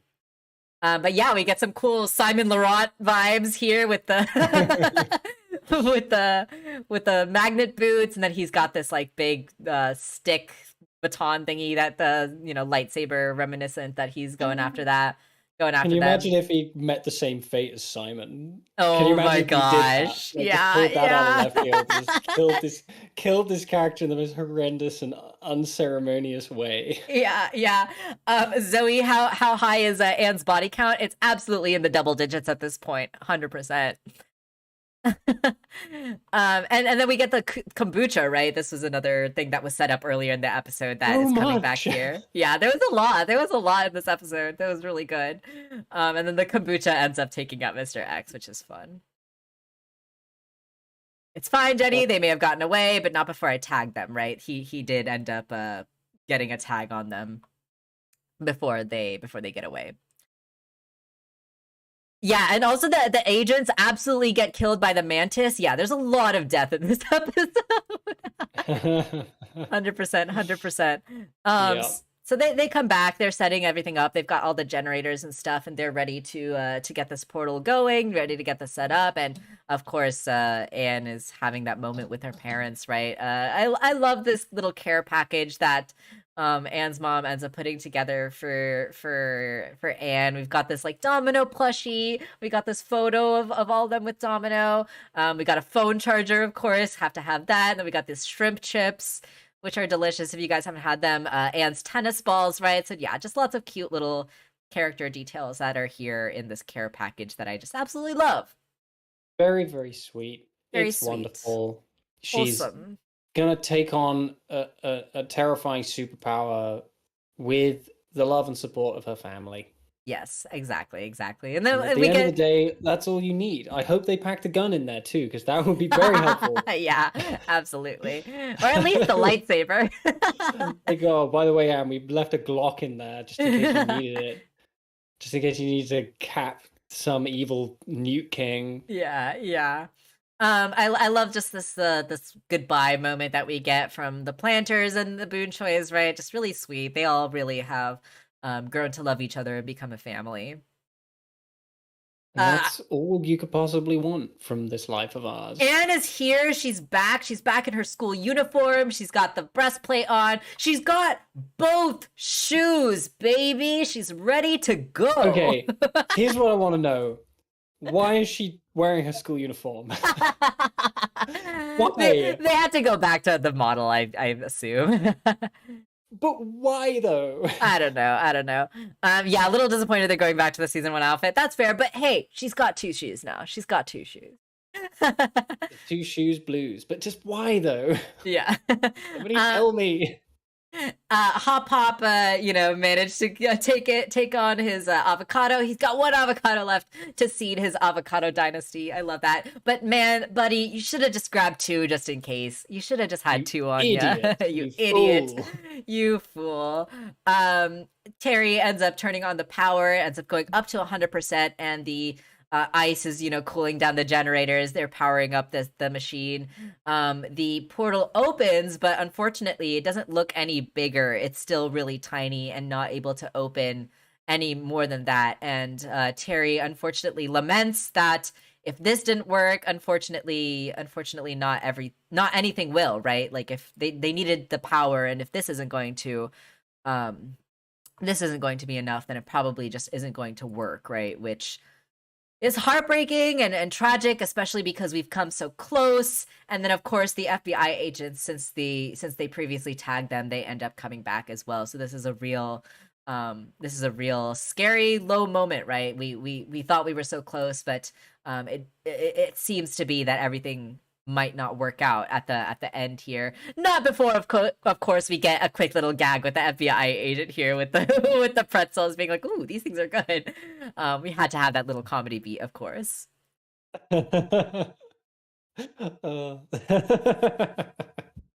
Just really good, really funny. Sorry, I'm laughing at something else. I'm going to stop laughing at something else. Yeah, I've never had yogurt covered pretzels. They're delicious. They're great. They're great. I enjoy them. And Anna's like, dang it, we were so close, and she's really like sad about that. Mr. X ends up coming back for this confrontation, right? Like, not bad. You still failed, right? Again, bringing back that conflict that Anne had, right? I'm not enough for this. I'm not good enough for this. I'm still just a kid. I can't do this, right? Mr. X bringing back that conflict again. But Anne, instead of letting it get to her, she stands her ground, right? In this moment, she says, "You're right. I am just a kid," and she knows that she has the right people by her side. She can do anything, right? And we know again, right, that Anne's calamity powers are connected to her relationships with her friends, right? Like her love and her desire to protect her friends is what kind of fuels this, as we've seen before, right? So I love that this is kind of coming back in this way. Yeah. Basically, the power of gay. The power of gay is unstoppable. It's really the most powerful renewable energy source, right? that we know of, and it's what gives them the ability to do the thing with the portal. 100%. So yeah, Anne ends up activating her calamity powers. I can do anything. Her eyes end up glowing blue, and yeah, I love. Someone actually mentioned too that this moment where Anne stomps down and like the blue energy comes up. Someone said that this reminded them of when Sasha did the same thing. Sasha did something very similar, I think, to. I think this was the Barrel's Warhammer episode, if I'm remembering it correctly, where this seemed to be a similar parallel. So that's kind of neat. Well, so long as Mr. X gets the smackdown, I don't care how it happens. Yeah, yeah. I do want to just acknowledge we get some fun expressions from both Jenny and Mr. X as Anne turns on her calamity powers. As Jenny's getting like knocked back here, their glasses like fly off of their face and their eyes get really wide, which is just really funny. It's a fun expression. And then Mr. X has like kind of a funny expression as he's reacting to that too. Um, and then, of course, the portal does end up opening, right? The calamity power ends up being that missing piece that ends up allowing them to open the portal. And yeah, we have a really epic moment here, right? Where Anne holds her hand out and uses her like Super Saiyan powers, and the portal ends up like growing and opening up bigger. And yeah, that's just a really epic and cool moment. And the music in this scene too was really awesome. You're talking about the like Mr. X and Jenny's faces. I'm just looking at the planters in the background, looking like totally unfazed by it because they've seen it before, and just being like, "Oh, yeah, this is standard." Yeah, yeah, yeah. Yeah, and so they are like, how is this possible? She's powering it like some kind of human battery, right? I just like that. That was fun. What is that place, right? Is that a giant praying mantis? Yeah, this praying mantis definitely killed all these FBI agents too, 100%. It's fine. Bugs don't eat humans. Fine, chill. And ends up, coming up with this idea. She asks Hop Hop for the avocado, and of course Hop Hop laments over this, and she's like, dude, and he ends up giving up his one avocado. This was kind of funny to me too, right? That Anne actually uses her calamity powers to split this avocado in half. Hey bug boy, you hungry? And she uses the smell, right, of the avocado to lure the praying mantis out of the portal. And yeah, I just love this callback too with the mantis. I love that we're getting this mantis back from the first episode. It's like, bugs don't eat people, right? And then yeah, this man is definitely dead, 100%. These guys are not surviving this encounter. They've seen better days, I think, all of them. Definitely. They end up jumping through the portal, right? Anne has this moment where she looks back at her parents and they have a final "we love you," and then they point, and Anne points to herself, and it's just a cute wholesome moment as they say goodbye, and Anne goes through the portal. And then this mantis kills everyone, right? It's brutal. I was surprised it made it past censors. Just the amount of blood and gore, murder, the violence. Screaming. Yeah, really. Ooh, it made me feel. I don't know about you. It made me feel a bit unwell personally. Yeah, absolutely. So yeah, Mr. X ends up going after the Boon Choys, and then of course the Boon Choys end up standing their ground, right, and saying, yeah, we've got a lot to say to you, and you have to listen. And so yeah, this is gonna kind of setting us up for something that's gonna happen later down the line. We're not really sure how exactly it's gonna play out. We'll just have to wait and see. I don't wanna make any predictions. I don't wanna. We know what's gonna happen. I don't want to dislike it already before it happens. I guess I'll put it that way. We'll wait to see what happens, and I'll decide if I like it after it actually happens. The fact that I know it's going to happen, I'll be annoyed about it. I'm not going to hold it against them, but I will be annoyed about it. I'm not going to be like, oh, that ruins the finale. But I know it's going to happen, and I'm prepared. Yeah, I'm prepared for the worst. I'm basically waiting for Andreas's chip obsession to come back into play at the end. I think that's how it's gonna be defeated. Nah, Anne's gonna pull the Glock out of her bag, and then that'll be it. That'll be how it ends. It'll be very quick. It just walks right in there. Yeah, and I totally agree, Magical, that I'm glad that this actually wasn't the mid-season finale, because we do end on quite a cliffhanger here, right? Where Anne's like, we're back, we made it, hey, what's going on? And then we get this ominous, like ash falling from the sky, and then we cut to the planters looking very grim, right, out towards the horizon. And as we turn and cut to look at what has happened to Amphibia, right, we see some of the devastation that Andreas has caused to the place. We see, right, like the soot and ash falling from the sky. There's smoke everywhere. There's smog everywhere. So many of the plants are like dilapidated and like completely like wilting and dying, and all the trees are gone. The sky is gray. The castle and all these like drones are still ominously floating in the sky. Yeah, this is a really grim, stark contrast, right, to how we saw Amphibia before we left at the beginning of the season.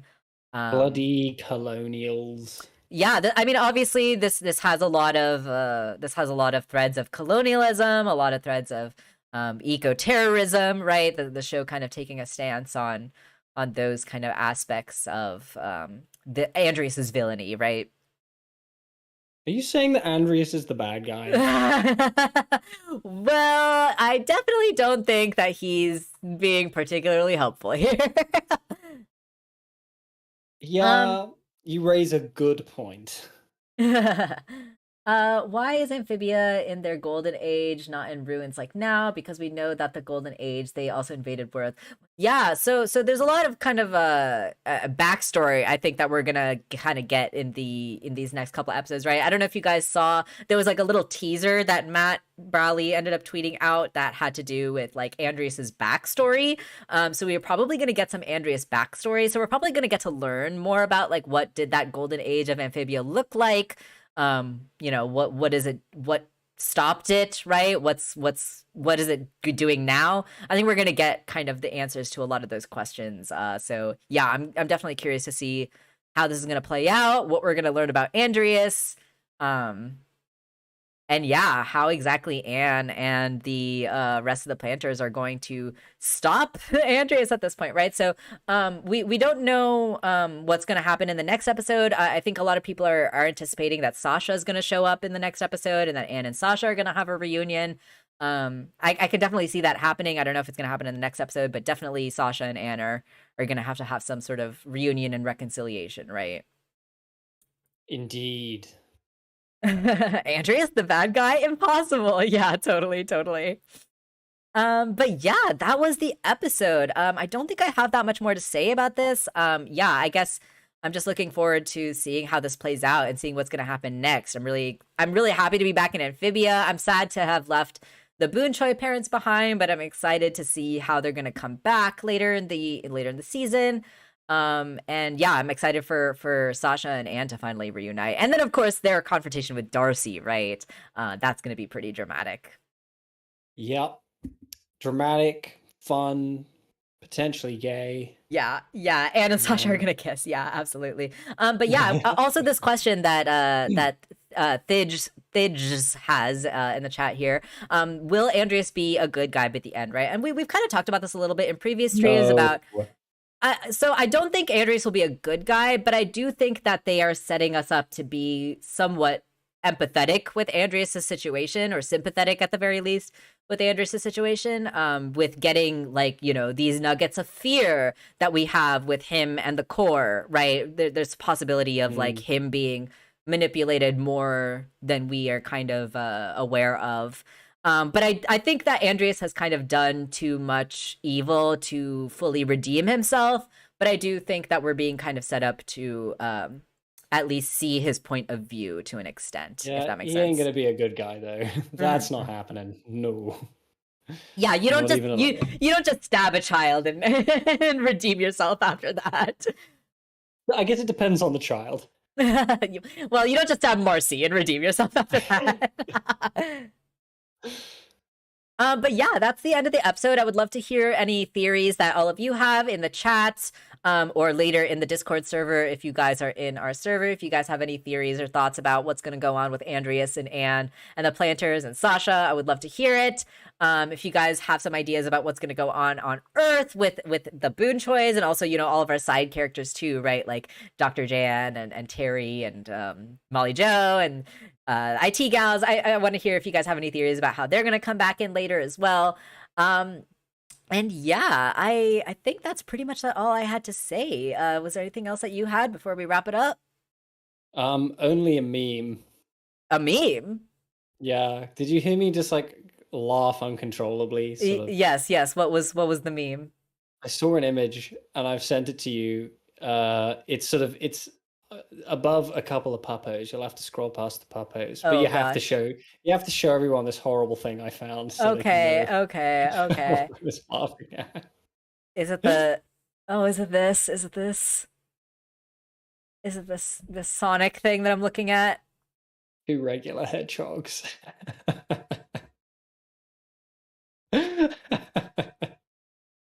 This is it, y'all. This is it. Hang on, let me um there. Now you can see it. This is what Tom was laughing at earlier, y'all. Oh, just a couple of regular hedgehogs. Look at them. They All just right, like. well, I guess this is how we're ending the stream.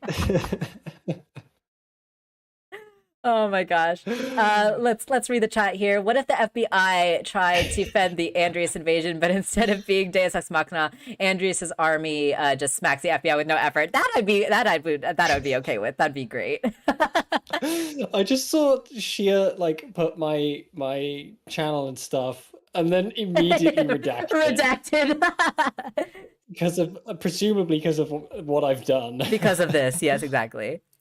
No, she put it back. Yeah, I have a channel. Go and check it out. Yes. I just did a video on Wolfwalkers that I worked really hard on and I'm really proud of. And you all should watch it. And also just watch Wolfwalkers. It's amazing. Watch Wolfwalkers.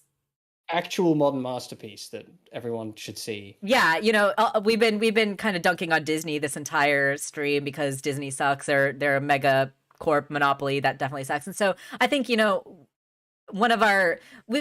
really hard to boycott a company like Disney, right? Because they own so much and they make money in so many different ways.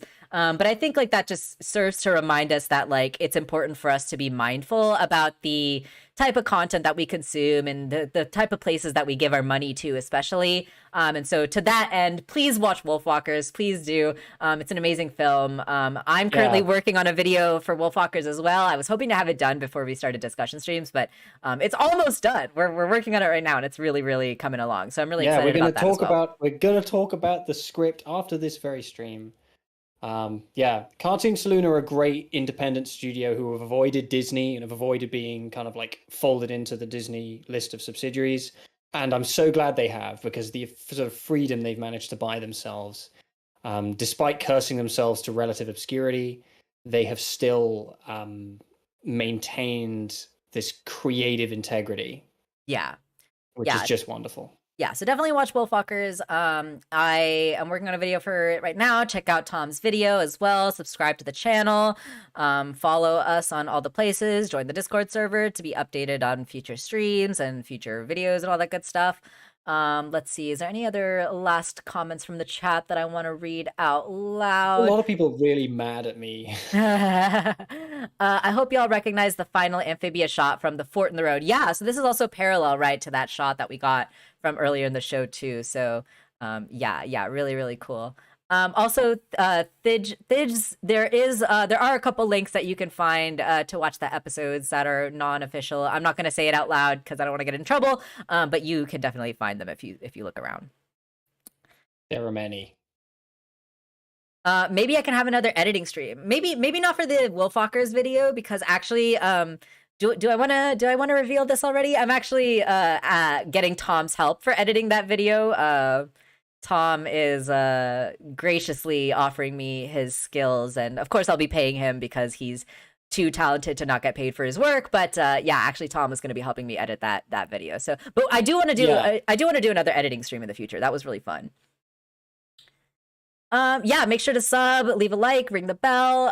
This video also, because of YouTube and how YouTube works a little differently from Twitch, this video will be able to be viewed later as well. This is going to stay up on my channel for you guys to view whenever you guys want. So yeah, definitely if you want to share this as well with a friend who is a fan of Owl House and Amphibia, that would mean a lot to me too, if you want to share this around once it goes up. But yeah, thank you all so much again for hanging out for our first return of the discussion streams. First time on YouTube, first time for a lot of things, and really appreciate you guys hanging out. I was a little nervous to get back at it, but I think it went well, and appreciate all of your support. Thank you, Tom, also as well for hanging out with me today. Thank you, Shia, for modding as usual. And yeah, any final words?